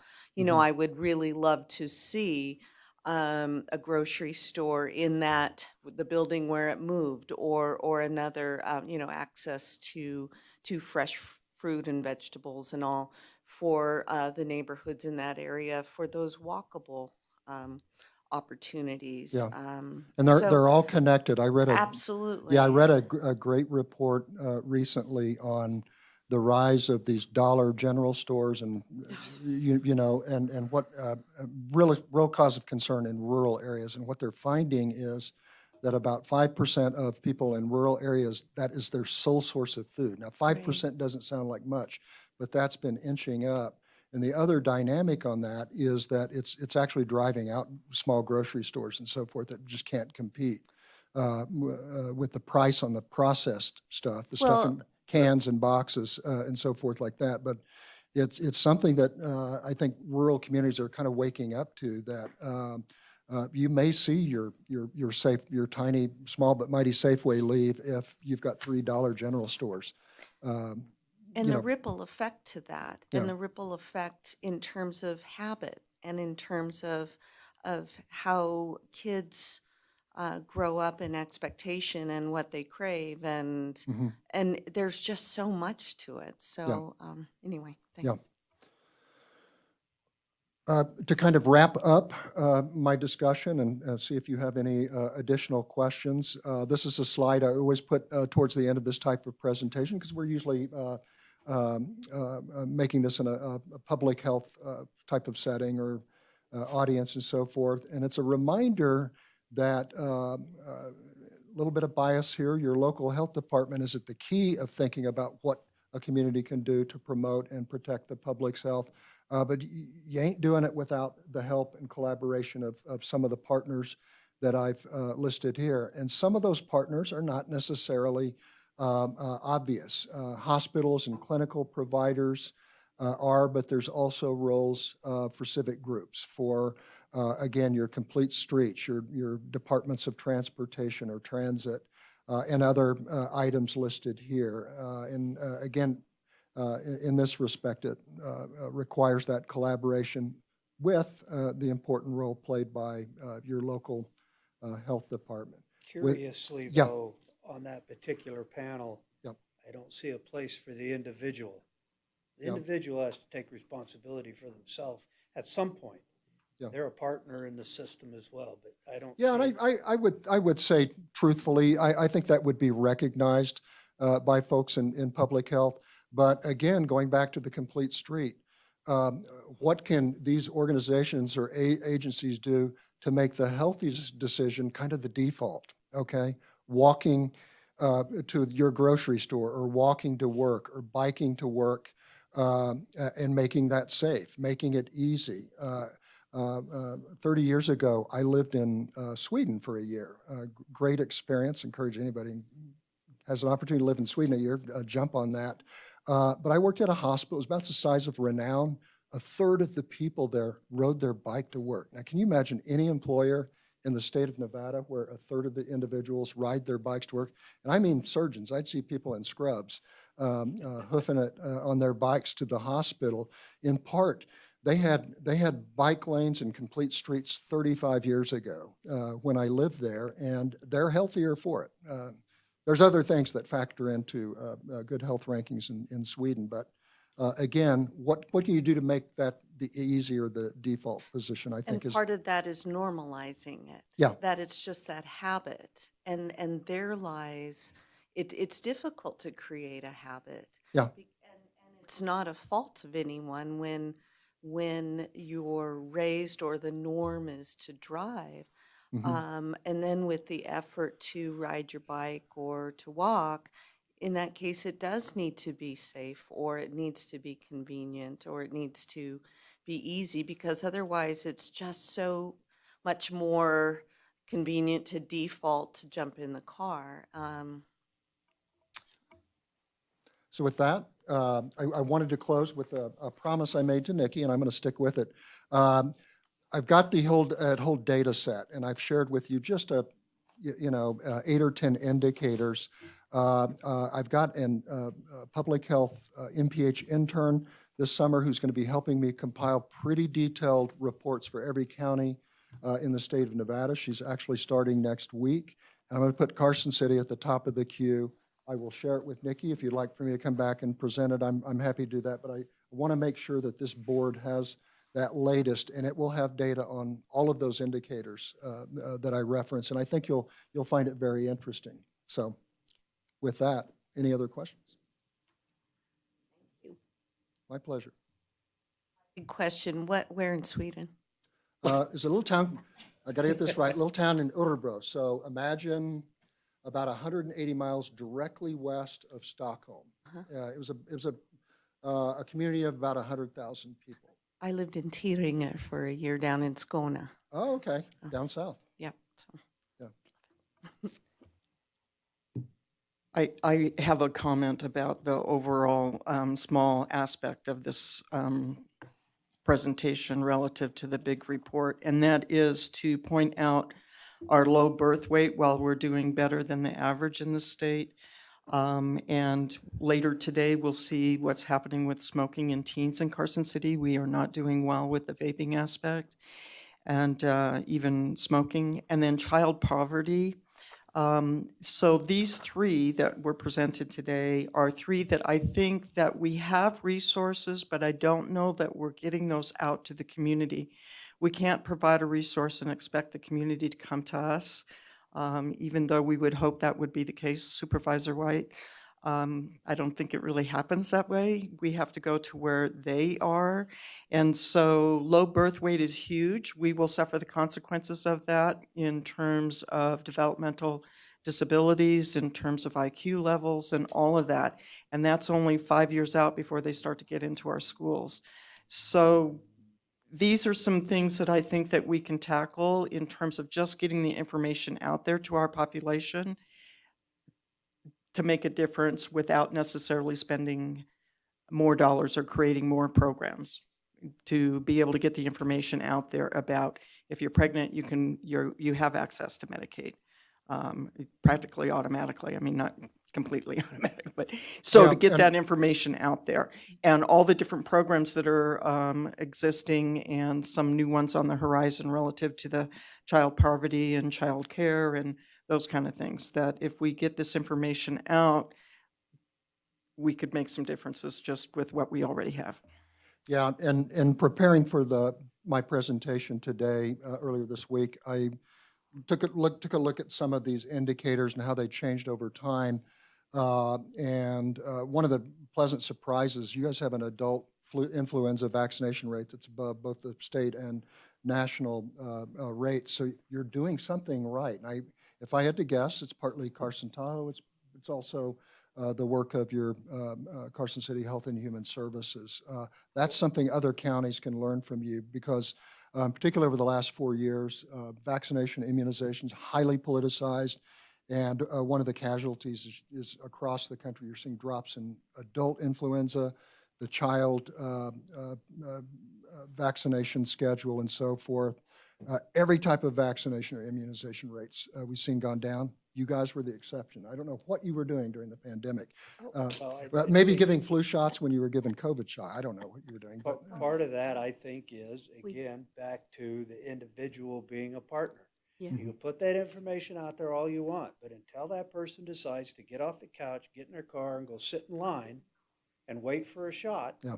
you're not going to make it happen. The individual is absolutely a partner in this operation. Yeah. And I think you guys were doing drive-through flu pods before anybody was doing this. So, yeah. For years. Yeah. Mm-hmm. Well, thank you for the opportunity. Happy to come back next year and see how things have improved, okay? Thank you. My pleasure. So for the record, Nikki Aker, and I just want to follow up on what Dr. Lyons said about getting the information out there. There's a lot of programs within Carson City that we can help get that information out there. And you're going to hear somewhere down the road about a position that we're very interested in, a communication specialist that can help us get the information out there. I found it was interesting because I did the video, the PSA to go and get your vaccine at our health department, and I did that with Move with the Mayors, a national forum that I'm with, and then they boosted the PSA that I did out via Facebook across our zip code and paid to have that done. And so they paid like $180, but ended up getting that out to 20,000. Well, that was huge. And then to, be going through a Starbucks and the guy handing me, it's probably bad and don't talk about my sugar, but having my drink and saying, oh, I went and got my shot yesterday at the health department because you said I should. I was like, oh my gosh. But recognizing how we get the information timely to the right groups at the right times. And I think that's where we need the most help, right? And it didn't cost anything but $180 to reach that segment. I thought, oh, we reached young kids to say, go get your. And even think about the report we got about the flood mitigation east, the east of town, Deer Run Road area, and how at the general meetings, the very few people attended. And then once folks were going door to door, sent out pamphlets about what to expect and the why behind the process, and how appreciative the neighborhoods were and how much information they got. And it leads to a better product as well. So yeah, outreach is everything. Mm-hmm. Okay. Mm-hmm. Thank you very much, Dr. Packham. Any public comment on the Carson City Community County Health Rankings? Okay, hearing none, we'll go on to the next item for possible action. This is proposed acceptance of my report as the health officer. And I'm just going to highlight a couple things. This is a relatively lengthy report, but yay, I completed my 8 weeks of a community health worker, and I'm now certified to be able to supervise community health workers, which on a separate issue, we hope to be able to incorporate over at the fish clinic. But these community health workers, I think, are a tremendous opportunity. And one of the bills before the legislature right now is to be able to have Medicaid pay for some of their services. And when that happens, the pay for community health workers also goes up, how much money they actually make. They're on the low end of the totem pole, but they make a tremendous effect. And we have several that work at the health department, and this is a great opportunity. The state has really done well on moving forward with the certification and training aspects for community health workers. So it's something for us to keep in mind. And Nikki will be, and part of her report is the utilization of another community health worker here in Carson City. Completed some FEMA training. This was a half-day training on ICS. And I was speaking just the other day to a Orvis student nurse, and she mentioned her ICS, and I'm like going through my head really quickly. What acronym in the medical world is that? Oh, yeah, that's not in the medical world necessarily, right? Incident command system. So got that training to include the multi-agency coordination. That was good. And I have enrolled in the Trust for Americans' Health in the Age-Friendly Public Health Systems Initiative to become a champion for elder issues. And with that, one of the things that they require anybody who's doing that is to be aware of ageism bias awareness. And we are all aware of the jokes, especially us sitting up here, of as we get older, ha, ha, ha, ha, right? But aging is so wonderful, everyone is doing it. So let us remember that. Also attended Renown's first Cancer Institute, their annual conference up at the lake. And Renown is targeting to be the first National Cancer Institute certified facility in the state. So there are basic 4 steps to that, and they are starting on step 3. They hope to be nationally certified within 10 years, and it's a big process, but that will be a tremendous resource for any cancer patients. And then on the general information, we do excellently on our flu vaccines here in Carson City. This past flu season, there was not a tremendous amount of flu, but the flu that was present was more virulent, more toxic, more pathologic. And so we had 85 hospitalizations, and compared to last year, 10. So it makes a difference to get those flu shots, to prevent those hospitalizations and to prevent the deaths that can occur from something as simple as influenza. And point out that the 4th leading cause of death in the United States last year was COVID. That was a drop from the 2 prior years where it was the 3rd leading cause of death. And we're out and about now without our masks, and I caught COVID the other day. So home for 10 days and tired for a while, but thankfully feel back to normal. So it's still there. We want to get those immunizations as well. What is the 3rd leading cause? You mentioned the 1st and 2nd. COVID's now the 4th. What is the 3rd? Gosh darn it. I do not know. I don't know. I'll look it up while someone else is talking. The Nevada Hospital Association puts out a great weekly report. This got started during COVID and it's continued, and it's been great. So these are just excerpts from that report that I think might be of interest to us. There are a lot of proponents relative to the opioid crisis who are recommending that naloxone, Narcan, be available over the counter. That is one thing.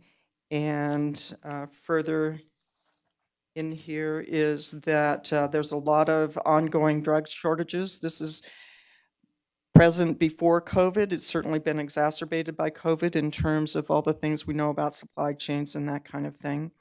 The enhanced funding that Dr. Packham mentioned regarding Medicaid programs, which was an increase in Medicaid of 6.2%. That's due to expire December, so we will see some impacts of that. And interesting, everybody is affected by everything everywhere. And so the WHO warns of a risk of biological hazard because of the war in Sudan, that the rebels have taken over an area that has stores of measles and polio. And if they decide to be nasty actors, they have that opportunity. And then thankfully, the nurses are going to stay at work with the economic downturn. So the nursing crisis does not appear to be getting progressively worse now. That's a good thing because it's still a problem.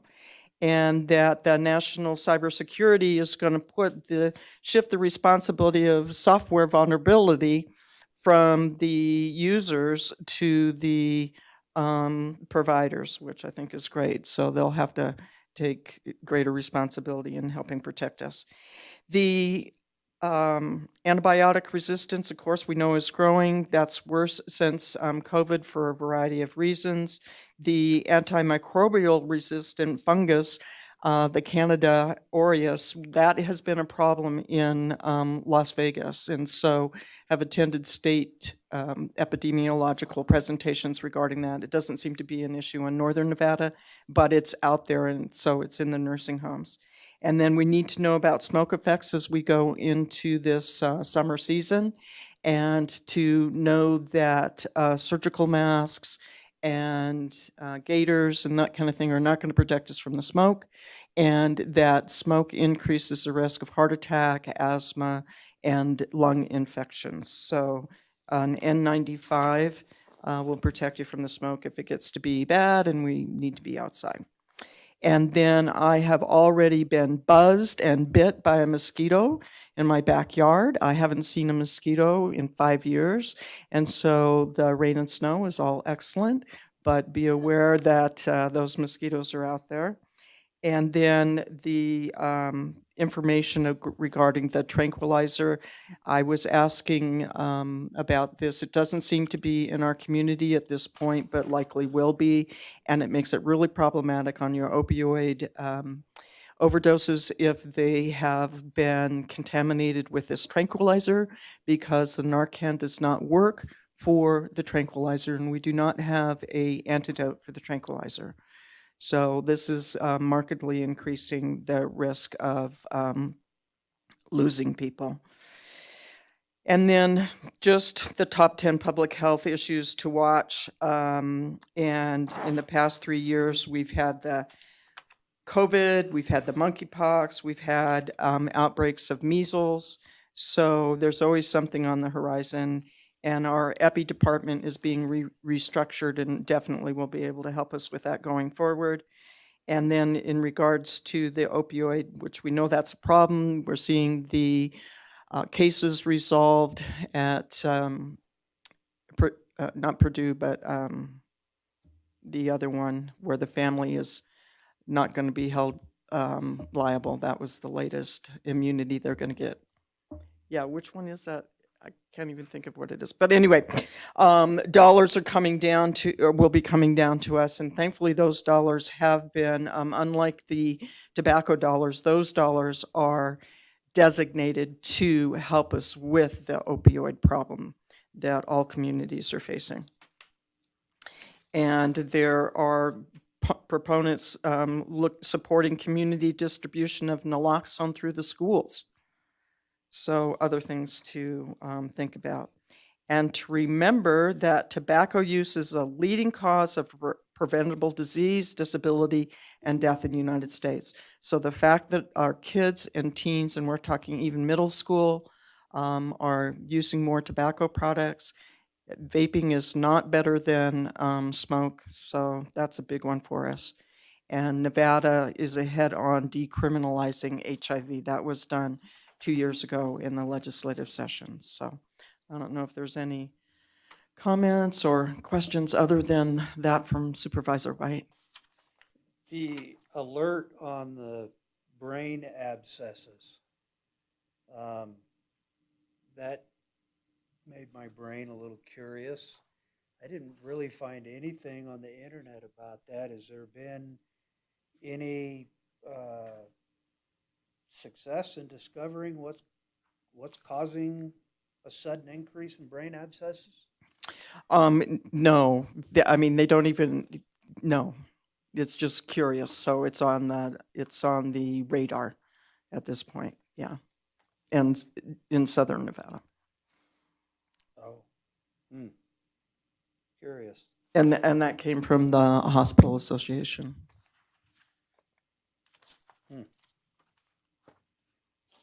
Anything else? Okay, I'll entertain a motion to accept my lengthy report. Move to accept the report as presented. Second. And all those in favor? Aye. Opposed? Given that it passed unanimously. Or however the mayor said that earlier. Thank you. We'll move on to item number 21C for possible acceptance of the Carson City Department of Health and Human Services Director's Report. And I will turn it over to Nikki Aker. Thank you, Dr. Lyons. Nikki Aker for the record. So you received my lengthy report. I've just got some the asks and requests that I'll highlight. And with me for this report and for the annual report, I've got my leadership staff, and I also have a couple of our epidemiologists, and I'll explain that further as we get there. So workforce challenges, some of these you're going to be seeing over and over again, and some of these challenges are hard to overcome.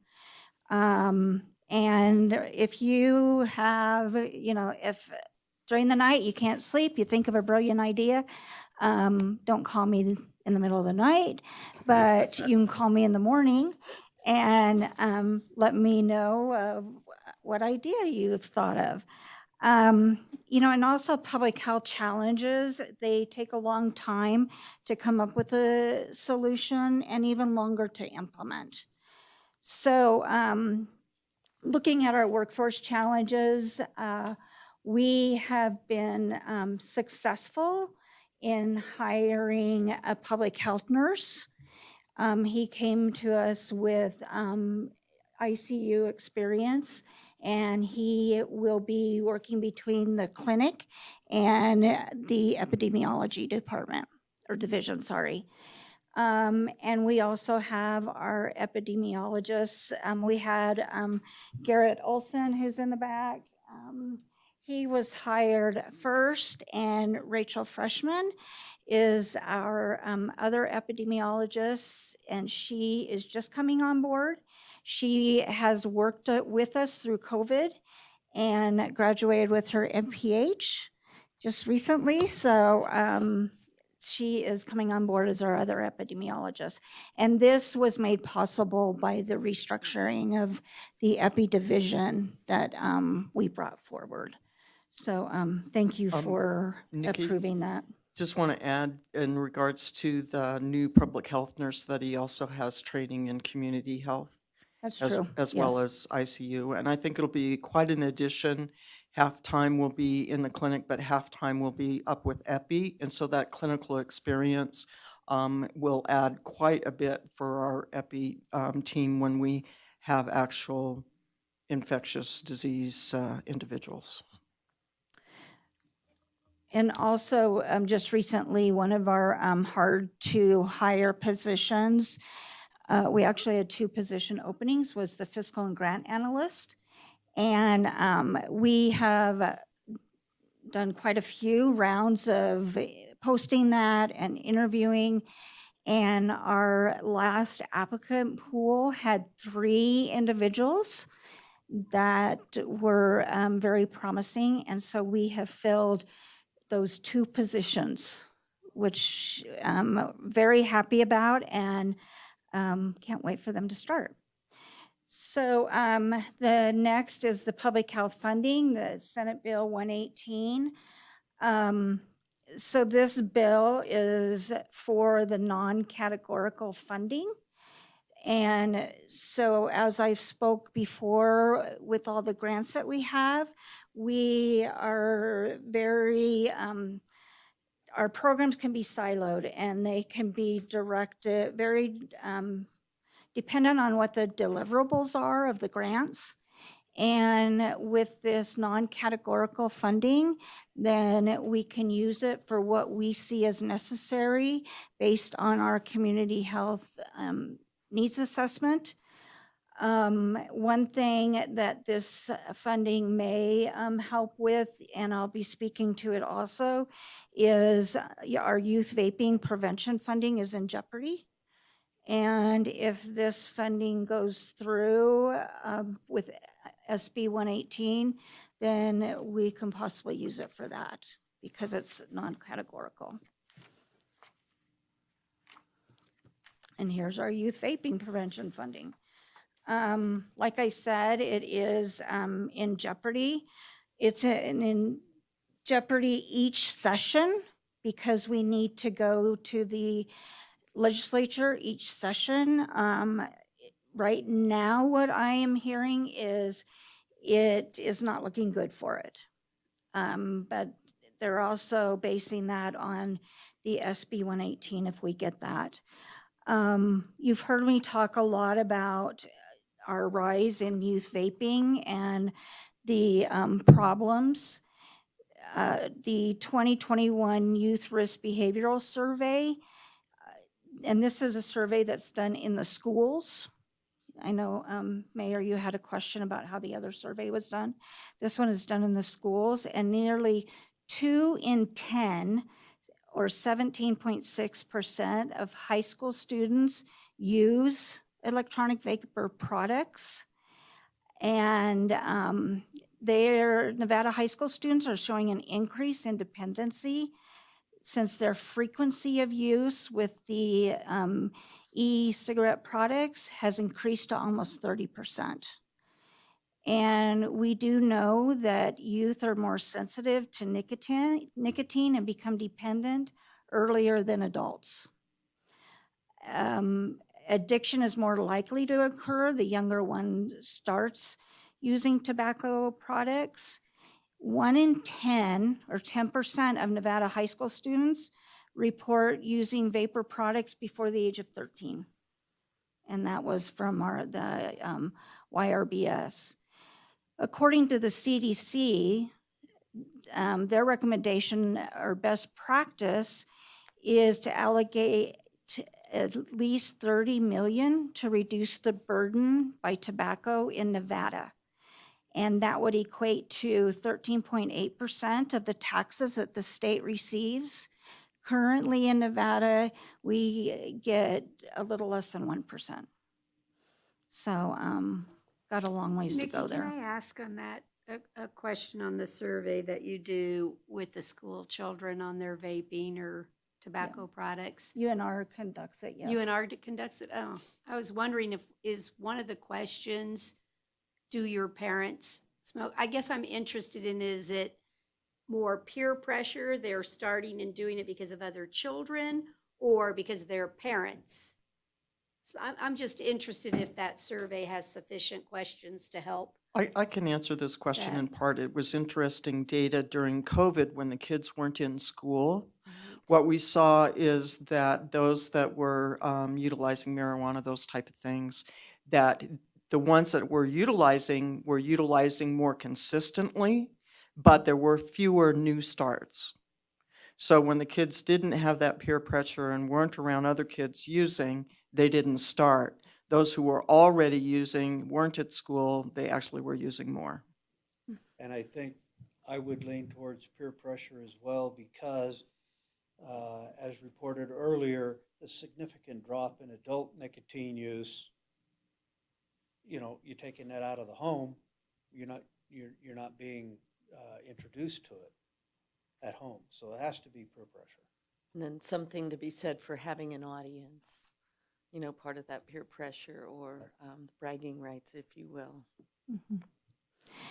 And I can look at the questions I that are just out there. wonder, when you have a new start, it's interesting to find out if their parents or if the household has smoke. Do you have a brother or sister that, where they actually got introduced to the activity, I guess is what I'm after. Television when there were 3.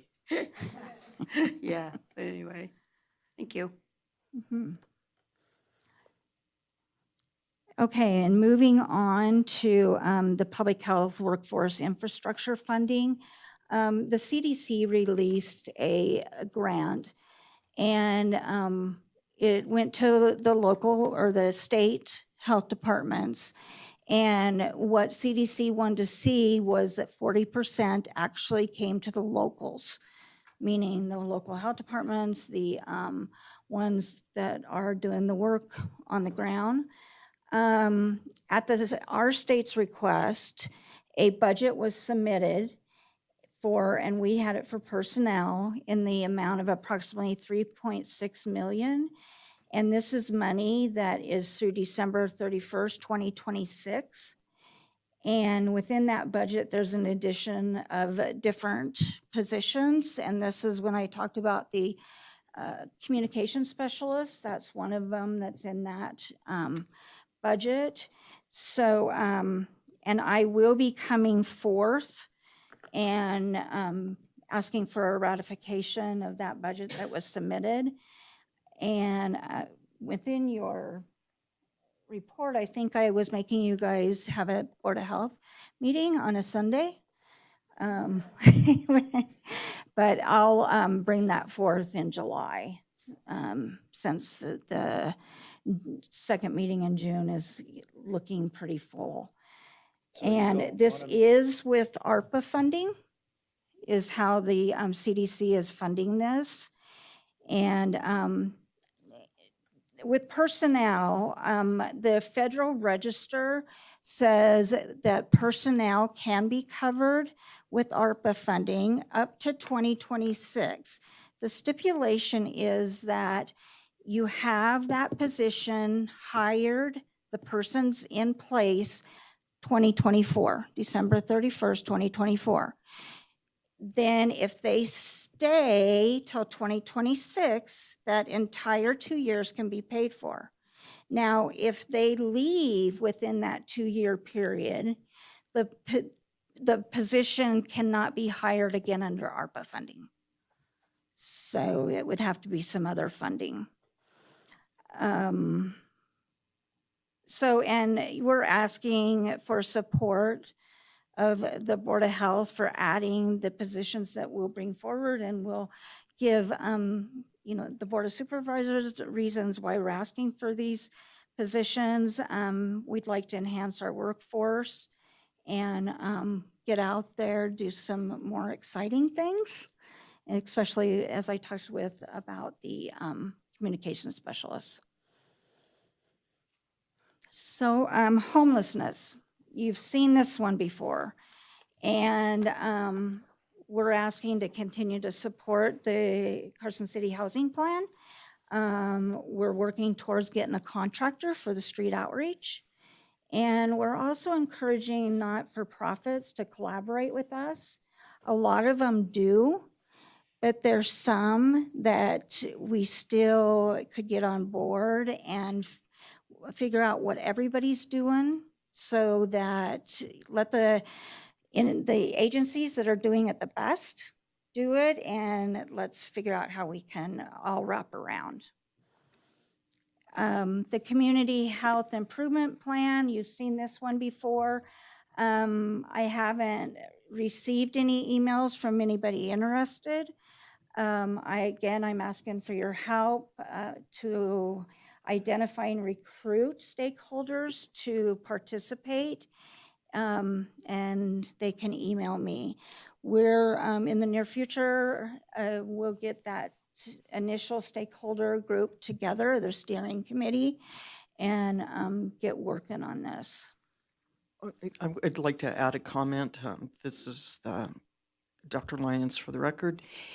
I would like to see our schools involved in this. So if anyone has any contacts that they could press some buttons for a higher level within the school district, or even the school board that could get involved in the community health improvement project, relative to kids, relative to getting information out to parents, relative to getting information out to our communities. And it just drives me crazy that we have an elementary school in all our different communities, and yet those elementary schools are fenced off from the community. And when I was a kid, I don't think that was the case, but it is today. And, can that be changed? So that's my comment. But if anybody, I don't have those contacts, but if someone does, that'd be really great to get that over to Nikki, so.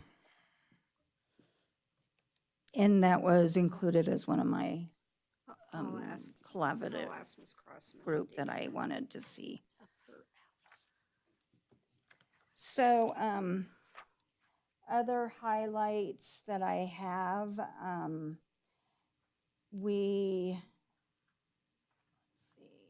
environmental health, I just want to let the board know that we're very short-staffed in environmental health. We have one individual that is out on leave right now and an open position. So if you know of somebody that has qualifications for either a specialist 1 or 2, send them our way.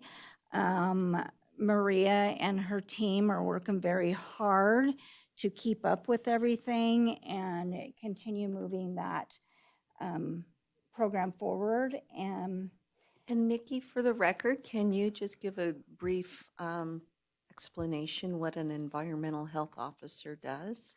Sure. Thank you.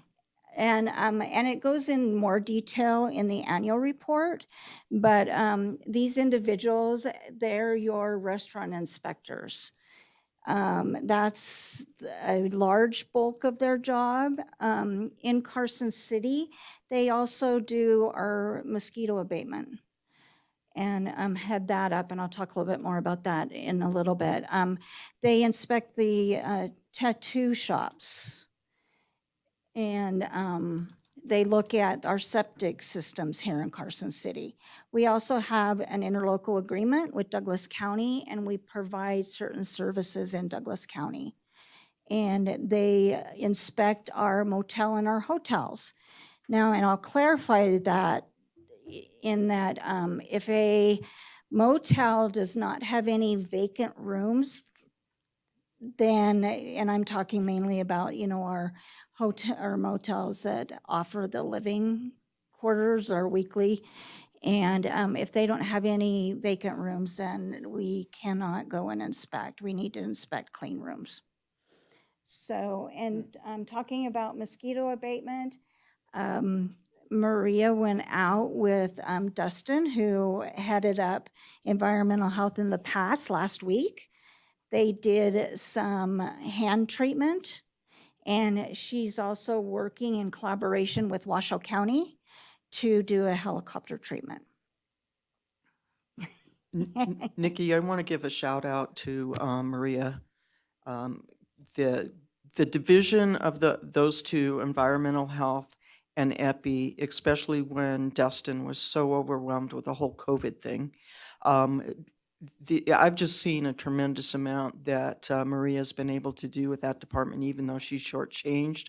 And when you look at the report under environmental health, all the inspection numbers, the systems, the critical and non-critical findings. I mean, this department's working hard, and she's doing a great job in terms of getting new trainings to include putting together the whole thing for the tattoo convention that was held up at Lake Tahoe.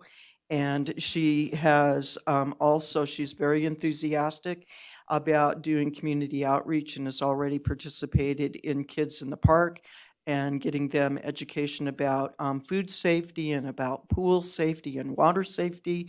So she is dynamic, and of course they all are, but she's new, so we want her to stay, and I'm just giving that shout out. Okay. And talking about mosquito bites, I've had the unfortunate mosquito bites myself. So just remember to protect yourself on that. More garlic. More garlic. Moving on to epidemiology division. This time I did ask that RSV is included along with the influenza, because as you saw in the news, we did see a rise in RSV among adults. And that may have been adults getting it in the past, but this past year is when they really started testing adults for it. And our older population is at risk with that. And then human services, They've been active with some of these motel closures and renovations. So we've had the Hot Springs Motel that they actually were not going to be a motel anymore, and I didn't even know they existed. So it was getting those individuals out of there and relocated, and that was 7 residents that were there. And in the report, I let you know as best we know of what happened with 2 of them. And then the Lander is renovating, and so those individuals were evicted, and we're talking about 15 of them. And in the report, it does tell where they went. 12 went to another long-term motel. We've got one on the horizon that's going to be closing for renovations. So already starting to work with those individuals to get them relocated.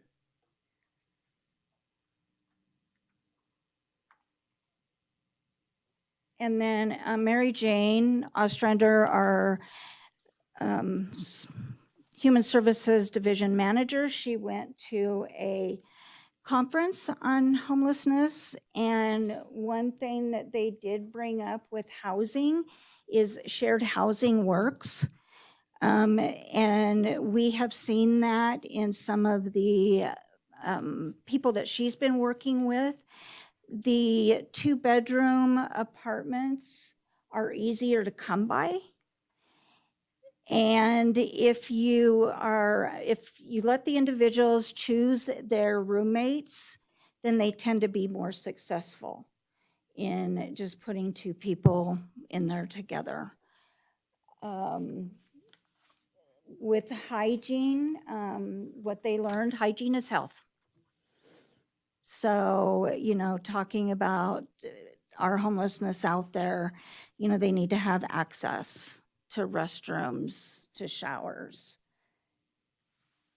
So those were their big takeaways there. And I did list out the individuals that they've assisted over the 3-month period. And again, in here again is the point in time count. Preliminary it's 69 individuals, but in knowing the community and listening to our partners, we know that that number is higher. So Nikki, in regards to this, I also want to give a shout out to Mary Jane. I believe you instituted that program like within months of coming back from that conference relative to shared housing. And that's working well for the clients, but also, yeah. And the other thing I want to say there is that in my last report that I wasn't able to present to the board because of ice dams on my house, we know that we're going to see a lot more single elderly women who are going to be in this homeless rehousing situation. And Mary Jane and her department work real hard to help all of these different individuals that, no fault of their own, inflation, et cetera, is becoming problematic. I'll just add a little bit to that. So Mary Jane has had the concept of shared housing for quite a while.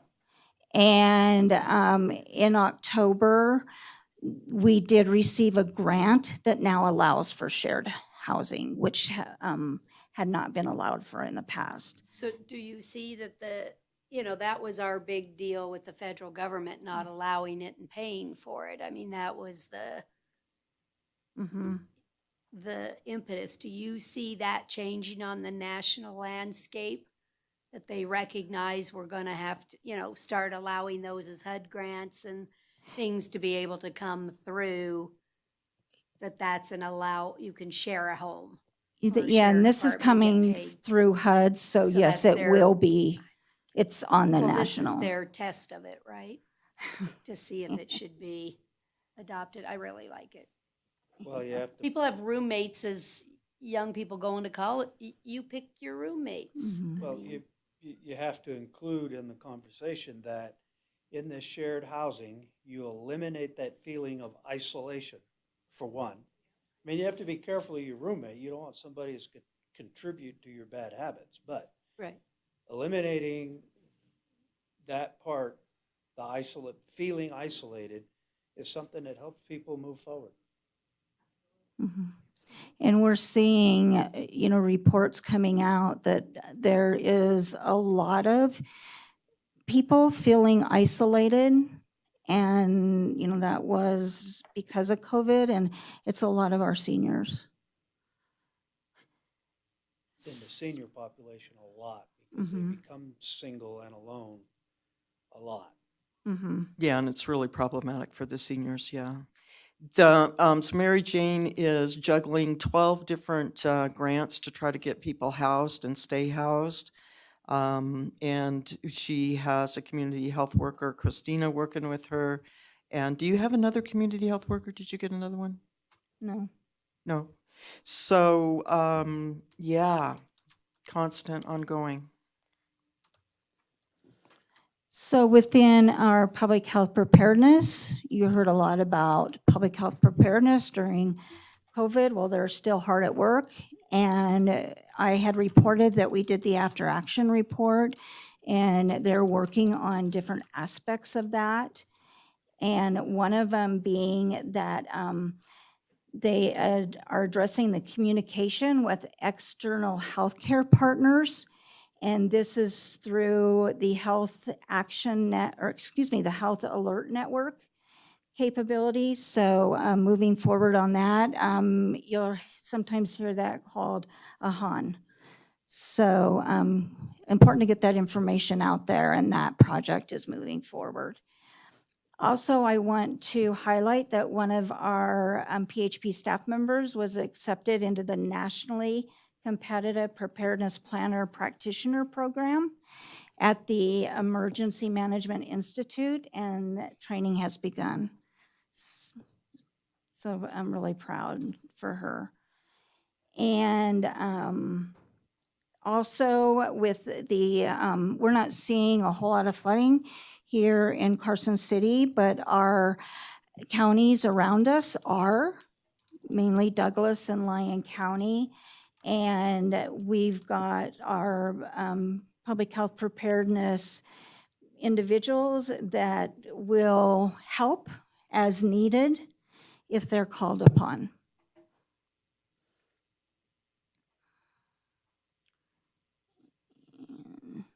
Did everybody get to check out our new shelter, emergency shelter?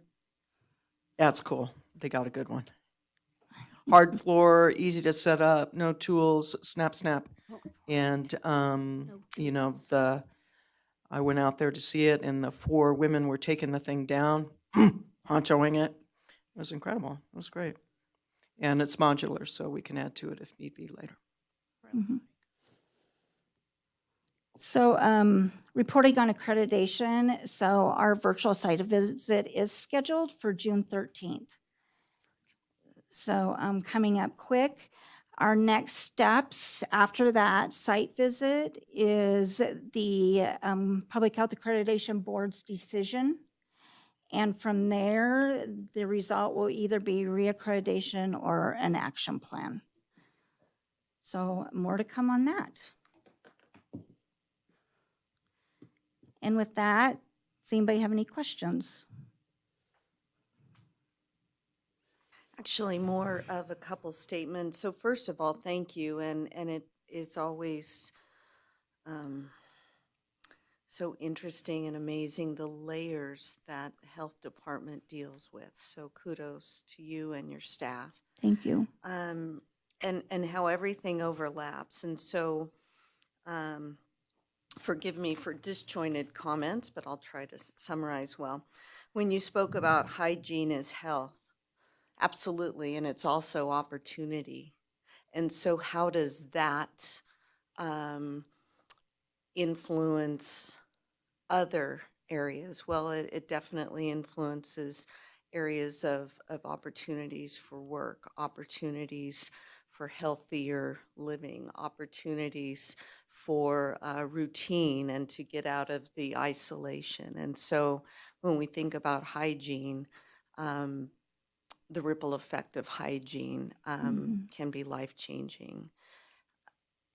I think, that leads to housing and opportunities for housing. And so then when you were speaking about the openings in your staff and really wanting interns and people applying, and not only applying and starting, but being able to stay.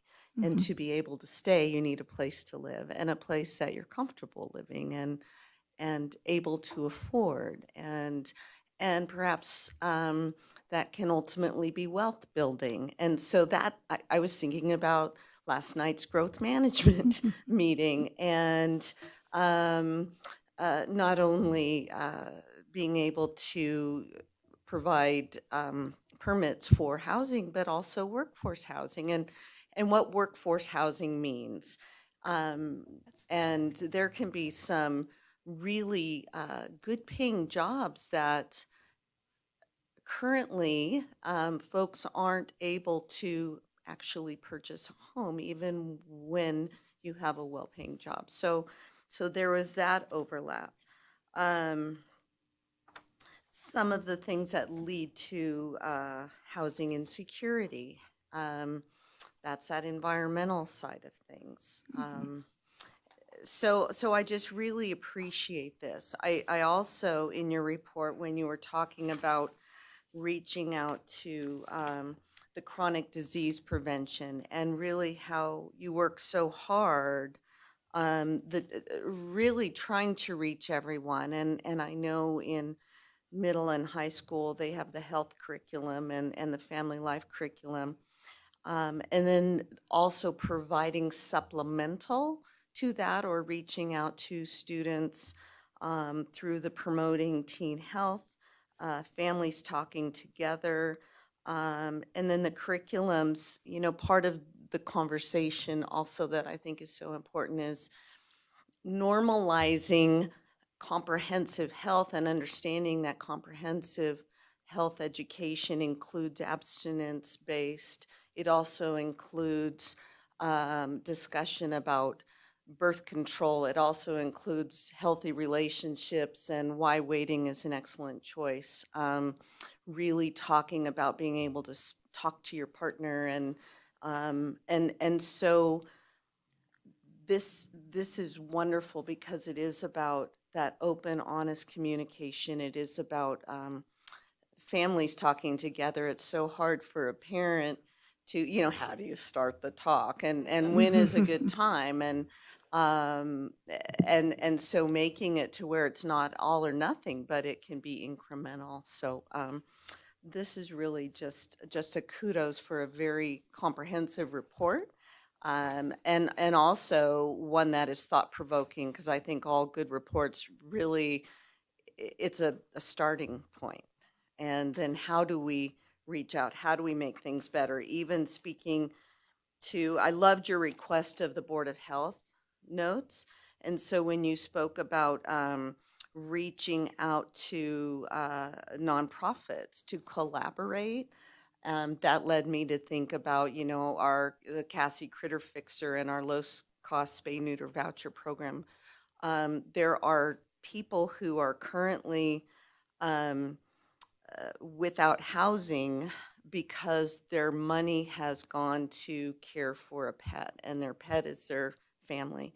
And so really reaching out to those nonprofits that aren't typically, you don't think of typically with human services, but family services, i.e.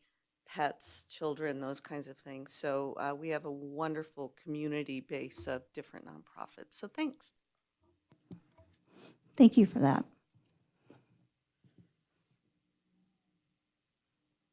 The only thing I wanted to highlight, and it's right there to read, but that Nevada collects in tobacco taxes $217 million, of which Nevada, the state of Nevada only dedicates 1% to tobacco prevention. And this is, I mean, it's like the millennial scholarships, that was tobacco dollars, and yet none of it seemed to come to prevention.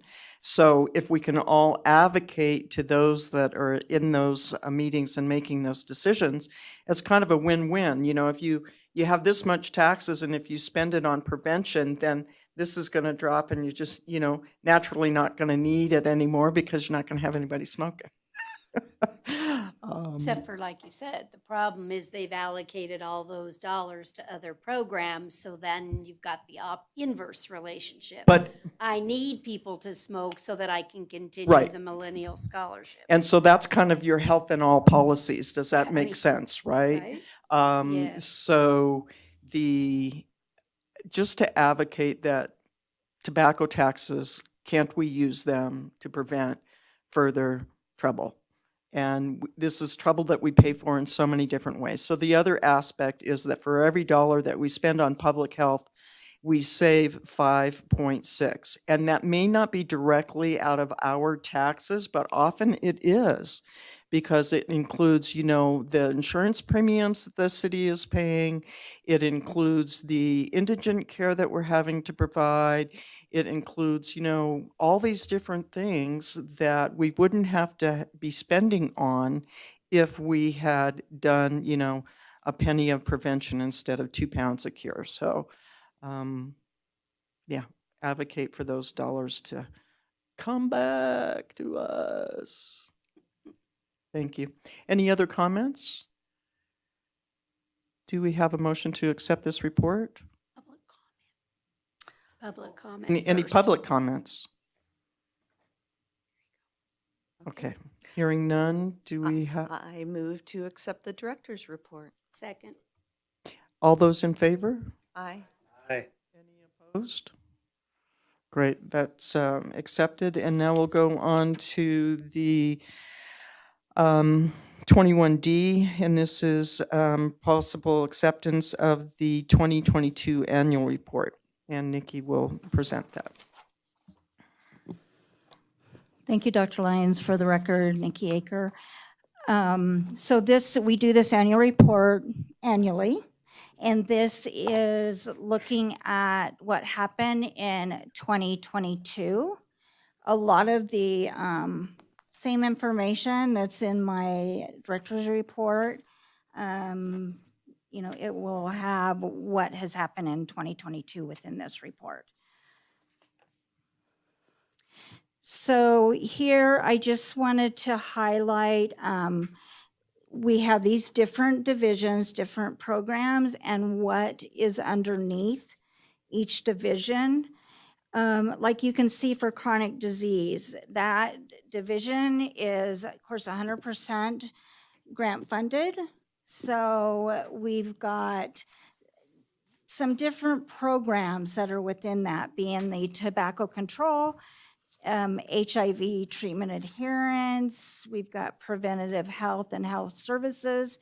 This is the preventive health and health services is a very small grant, and you saw that in my comprehensive report, looking at some of the obesity of our clinic patients and our WIC clients. Because it is very small, I do have trouble keeping that position, keeping them or retaining them. Couldn't think of the right word there. So, and again, it's just so you can see exactly what all we do there. We are very fortunate to have human services under our roof. You know, that's not a traditional public health service, but it works very well with our services of having them under our roof. So adolescent health, Supervisor Schutte, you talked about that already. We've got the 3 programs. We do have the sexual risk avoidance education or abstinence. And this is basically, it's talking about puberty. It does talk about abstinence, peer pressure, and it's really talking about those healthy relationships. And then we've got the Personal Responsibility Education Program, or PrEP. That's known as our comprehensive sexual education. So that's where it's more of that comprehensive of, teaching them about contraceptive. Within this program, we do like to bring the high school students over to the health department so they know where it's at, what the clinic looks like, that they can make an appointment. Now, we get this funding from the state, and I'll point out that our abstinence program is funded more than our comprehensive. We've had many discussions with the state about this because most of the requests that we get are for the comprehensive. So, and another program we have is the Families Talking Together, and Supervisor Schutte brought that up. And so it's how do you start that conversation? And this is a program that parents can participate in. And I put a plug in there if you have an organization that's interested in these programs, who you can contact. I do have Veronica Gallus or Ronnie here if there's any specific questions that you want to ask. And I will also point out that all these programs are evidence-based. So I have just a general question on the vaping, and it's just the way my mind thinks since you all told me it's peer. So that means they're doing it in groups, is what I'm understanding. So do we know in Carson City where large historic places are that kids are going and they're all vaping? So I'm just thinking out loud to be able to reach them. One of the discussions we're all having about everything in health is you have to go where they are. You got to meet them where they are. So are they going, I'm just assuming, could be wrong, don't shoot me, or don't shoot the messenger or whatever, like is Mills Park a big place they go from school across the street? And I mean, is that In my neighborhood, it's just on the corner next to the school. So next it's to the outside schools? it's Just outside, outside the fence? yeah, right, outside the fence. Well, I'm just looking for where are opportunities for us to appropriately sign or message them that, I don't know. And then how, is there things we can push to their cell phones that show videos of why you shouldn't vape? I don't know. I'm just thinking, like you Yeah, said, the everything last is how year do you it meet was, them last there? year it was heads in the cloud, and this year it is the going after the fact that they're being marketed, they're being targeted for addiction, and so making them aware of that. So, and also the coordinator of this program, she does go into the schools and give the presentation.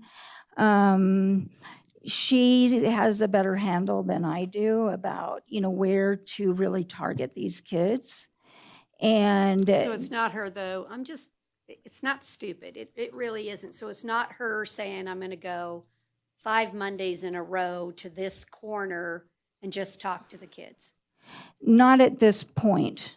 Just talk to them. But that's always, something that she can look at. Not with a badge, not any of that type of stuff, just joining in and having a conversation. Mhm. And I don't know. And we've got She's young enough potentially to be accepted at the corner. There you go. Yeah. And she's been involved in discussions, especially at WNC. She is on one of their committees up there about being smoke-free, and helped write that. Our previous coordinator helped write that policy, but they keep providing signages. There's been discussion about putting the vaping monitors in the bathrooms, and she's part of that discussion. She has also helped the Carson, I think it's Carson Hills, the big apartment complex south of town behind Fandango, go smoke-free. Wow. So they really, they also target the multi-unit housing because as we know, if you're smoking in one apartment, it goes through the HVAC system. Right.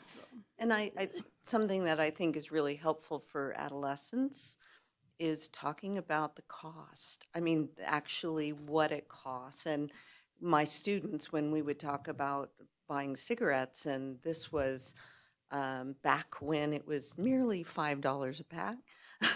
But kiddos, you know, even if they smoke half a pack, or if they know someone who smokes half a pack a day, well, so instead of $35 you're spending a week, it's $17.50, but $17.50 times 4 for a month, and then we did the whole for a year, and that's a whole lot of money. And so often kids think, you know, just pack at a time, or in terms of vaping, you know, a cartridge at a time. But over time, it really adds up. And what would you prefer to buy instead? So it's yes, so many opportunities. Hey, how about a program, that just got me to thinking something, just a thought with this young person. How about some program that we sponsor, that if they'll sign a little contract, not that there's any enforcement, but they'll sign a little contract not to smoke or vape for 30 days, and you get to come to this event that we pay for? That we begin this social contract. It's just things that come to my mind of just what you were saying, right? Let's have I don't know what the answer is, but let's have a day at Lake Tahoe, or things that would interest these children, that's something healthy that we want to put together as a two-prong. And it's just a one-on-one. I say, hey, you know what? I commit not to smoke for 30 days. I don't know. So Just that thoughts. just brings up my thought that if anybody has any contacts with the Boys and Girls Club, I think that that's another organization that we'd like to see in the CHIP process, in the community health improvement process, you know, to reach kids, families. Absolutely. And I had invited her to come today. However, I forgot that I also gave her a notification about a grant class. So I told her yesterday she can go to the grant class. You know, and Mary, you brought up with the contract, one of the, at one of the presentations at the school, a young lady brought up her vaping device and gave it. I just really think if you just got to work on them coming to the choice, right? And you're trying to give them the tool to make a better choice. And then when they make it, and once they sign something for 30 days, they Yeah, might and go ahead as- and go 60. And as they're signing it, you know, make it a fun, interactive contract Yes. that, you know, money I didn't spend on this cartridge. Yeah. And so then at the end of the month, the money they saved. How cool is that? Yeah, I don't know. I'm just trying to think of things that the way a child's brain, right, instant gratification, I don't know. Thank How do you we for do it? that. How do we make a change? Because we certainly want to. And so our tobacco people do work with other counties and they work with the state. So there's a lot of coordination of effort. I would have to say our tobacco program in Nevada is very collaborative. It's one of the most collaborative programs that we have. All the three health departments and a lot of the other agencies that work on tobacco prevention, they work together, they pool money together to do different campaigns. And one of the campaigns that you see out there right now is attracting addictions. And that is the social media program that it looks at how are these big companies targeting the youth with flavored products. And, you know, the cotton candy, you know, if you follow us on Facebook, you'll see these ads out there. And I also included a couple at the end of the annual report. So, and that's a collaboration with everybody in the state. So I included this in here on the tobacco control and prevention. What you'll see in green is where we have moved for the better. What you see in red is where we have moved or declined.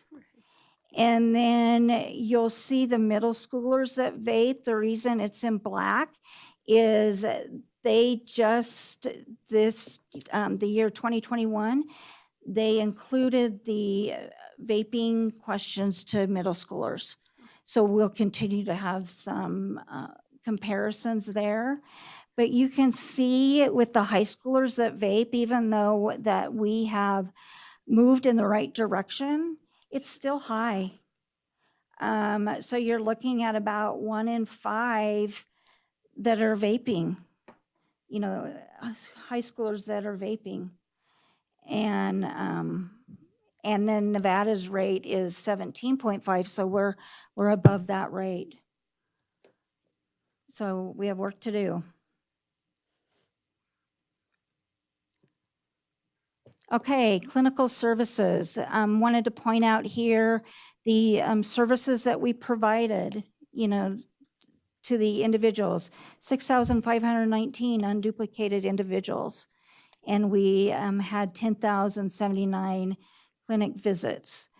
In Carson City with the STD testing and treatment, so 50% of all STDs, or you'll sometimes hear them called STIs. STI is the more current term, but our teens still know it as STDs. They were diagnosed by public health clinics. So that's where these individuals are coming. Instead of a primary doctor. Mm-hmm. Yeah, and if you look at this a little bit closer, you'll see that 68% of all the chlamydia was in people under age 25. So the fact that we've been able to get the high school students literally to walk over in their health class, walk down the street over to the health department and see the clinic and know that they can make those appointments and they can come in and be seen is huge. So, Because they don't want to, is that because they don't want to go to the primary health care, because they don't want to go through their parents' insurance, that. So yeah, it's I mean, easier to go there's to the- just a whole variety of things. Yeah, a whole variety of things. And we're on a sliding scale, if you can't pay, that the service is still provided. And so it's a huge resource here, that family planning STD component of the clinic. And that's why Title 10 is so important, because part of that is that teens can come to us without parental consent. And that's a big piece of it. And I know there's controversy on that, but if they can't come to us and get diagnosed and treated, it leads to a lot of other things. Or if they can't come to us and get contraceptive, we all know what that leads to, and it's it's just further on down the line. So within our family planning services, 50% of our patients are uninsured. And so this is where, these teens come in, that they don't want to use the private insurance. 27.1 Medicaid. And we do take all kinds of insurances. So you'll see the private insurance there. And immunizations, clinic services, they have provided 4,287 vaccines to 2,310. So, and it looks like I really want to drive home about the tobacco control. Sorry about that. It's okay. Okay, environmental health. You asked what they're doing in environmental health. So these are all the different things that they do. One thing I didn't mention earlier was the swimming pools. They check up on those. And the emergency response complaints. So is there something happening at a restaurant? And then we see a cluster of individuals, and that's where our environmental, or excuse me, the EPI division then will get together, and those two divisions will work together. I did indicate in the report the number of inspections that they've done at these different areas. It does include Carson City and Douglas County, unless I've noted that it's Carson City only, because some of the environmental health aspects that we do in Carson City, we do not do in Douglas County, like the septic tanks. And we were not doing the hotel and motel in Douglas County. We recently have started that. You are now? So, and if you've got specific questions for environmental health, I've got Maria here. So, Human Services wanted to point out that the people served with housing needs and how much was spent. This is a total of 170 unduplicated individuals for a total of $241,308. So quite a bit, and just wanted to point out, we do have mandated responsibilities under the NRS, and I listed those out, the ones with an asterisk. They are provided by state agencies, and the county reimburses for it. So you're talking your child protective services, Medicaid, county care, and some of the general assistance we do locally.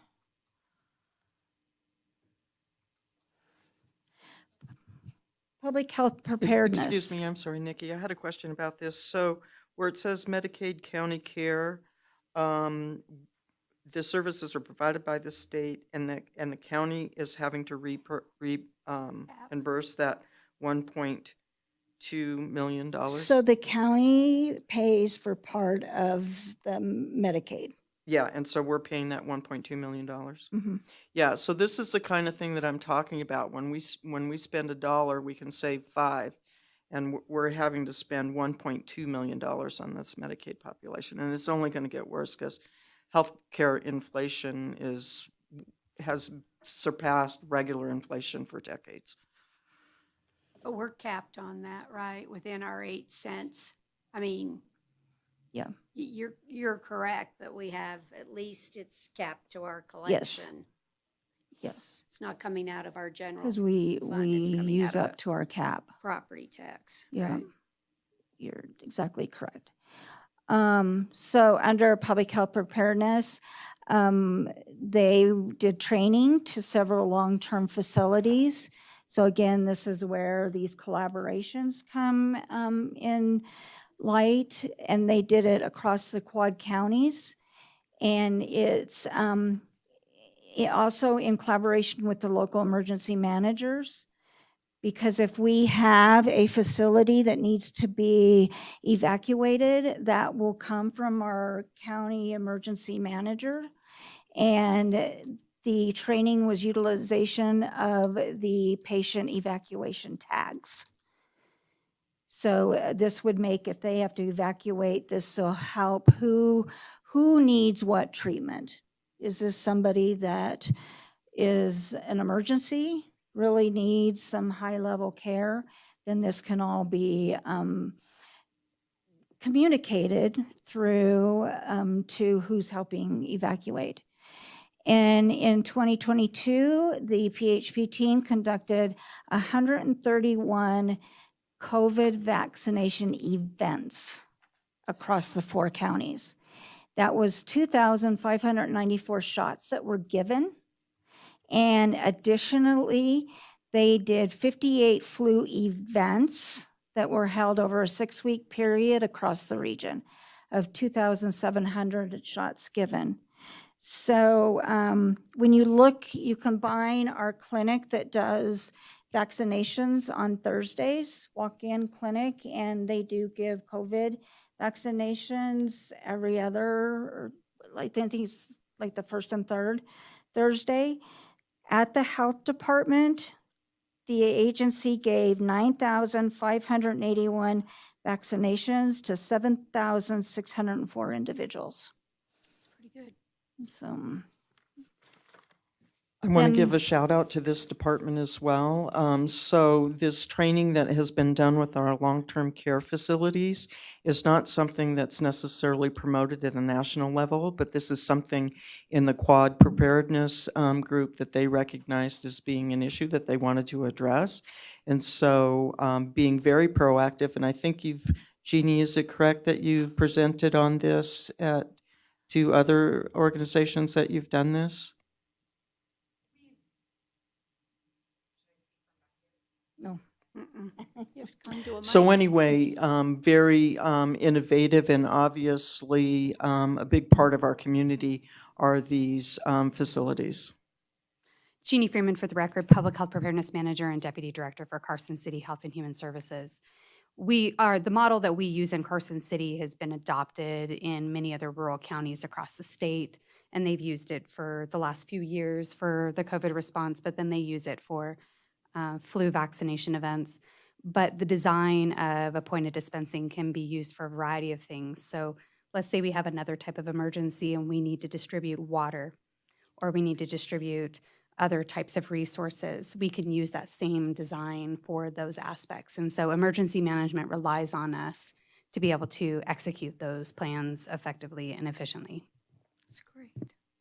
So I'm sorry, Jeannie, my question was relative to this training that you've done with the long-term care facilities, that wasn't, quote, a national priority to include that in your preparedness, but you've done that innovative outreach.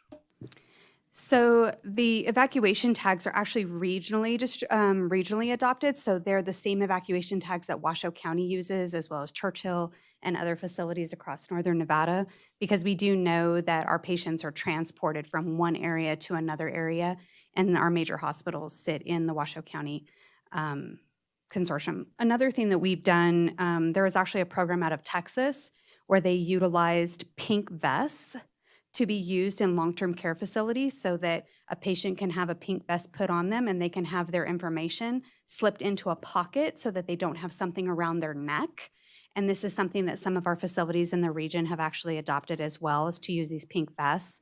And this has been actually really encouraging, because the evacuation tags are something that go around the neck, and there's a piece of it that goes on the door, and then there's a part that's torn off by the transport entity, and then there's something that's also recorded on the receiving facilities end. But the pink vests are nice because it can get confusing and discombobulated and chaotic when you're doing this transport and this movement of patients who may not be able to speak for themselves. They may be utilizing other types of equipment, and we may be using a variety of different modalities to get them moved to other facilities. This was something that we would like to implement even farther across the region, and we're looking at funding opportunities to help support these facilities with having these pink vests available, because they're bright. I like pink as a personal color, but not everybody does. But they are bright. They are different than the other ICS vests that we use. But this could have been something that could have been really helpful too when we assisted with that evacuation of a long-term care facility from California into our area during the Caldor fire. That's wonderful. Thank you very much, Jeannie. Also, preparedness, they served as a COVID vaccine regional distributor. So that allowed providers within the area to get small quantities of the vaccine. It minimized waste. And if you all remember, we had discussions a while back about the ultra cold freezer. And we were able to secure one of those, so we have one on site. And so that allows other providers to come to us to get these vaccines, and they don't have to purchase an ultra cold freezer. There were a total of 11,206 vaccine doses distributed to 15 health provider offices. So some of these things you don't really think about. us working on, collaborating with the long-term care facilities, and this is the backside of what happens. Our quality improvement projects at the health department in 2022, staff worked on 5 of them, and I have them listed here.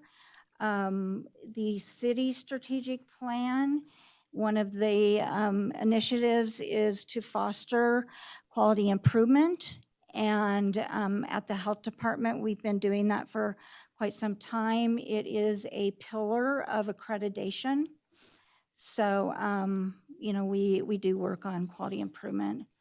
And I have staff that roll their eyes when I said, that can be a quality improvement project. And then I'm not going to go into particulars on the CHIP accomplishments. You do have it in the annual report. And the strategic plan updates. That is the strategic plan that was adopted by the Board of Health in 2020. And in the report, I've also got the addendum to the Carson City Community Health Needs Assessment. And why I do this is our primary data. This is data that we collect within the health department. And it's an update to our governance board and our community as to what those the data shows, and then that will also be added to our community health needs assessment as an addendum. And with that, does anybody have any questions? I've got the subject matter experts here if you have specific questions. And if not, if there's anything you want me to add or highlight more in the annual report, I would take that suggestion. Good. So I'll answer Supervisors White earlier question. And so for 2022, it is heart disease, cancer, and then accidental accidents, and followed by COVID, dropping from 3rd to 4th. But accidental accidents, one of the things that's been pointed out nationally is that we're seeing a lot of suicide and gun violence as being the things for accidental, and that is in our younger population, 25, 50 years old. So a lot of loss of years of life. And I'll point out one other, you'll see me with my computer here, trying to get away from paper. We are an agency that's attempting to go green. So it's kind of different for me to be using the computer and try not to use as much paper, but that is another initiative that we're working on internally.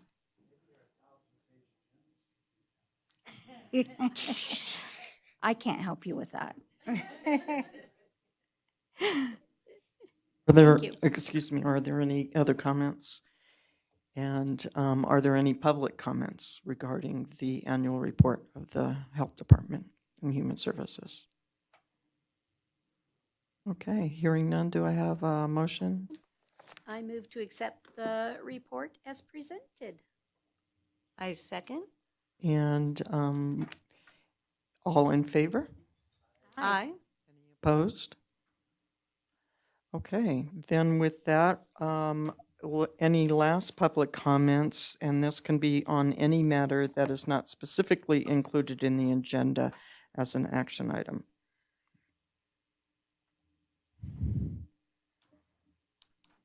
Okay, sounds like we want public outreach to our school street corners. And maybe right there with a little gift card, huh, for Gum. I don't know. Flavored gum versus vaping. I don't know. And when you see my staff out there on the corner, please don't report them. Yeah. They're doing their Thank you. job. There you Okay, go. appreciate everyone on the board and appreciate our excellent service directors and division directors. So Thank you. And this concludes our meeting. Thank you. We are adjourned. Thank you. Just as a reminder, we'll be back at 5:30 to reconvene the Board of Supervisors. Okay. So we're not off the hook completely for the day.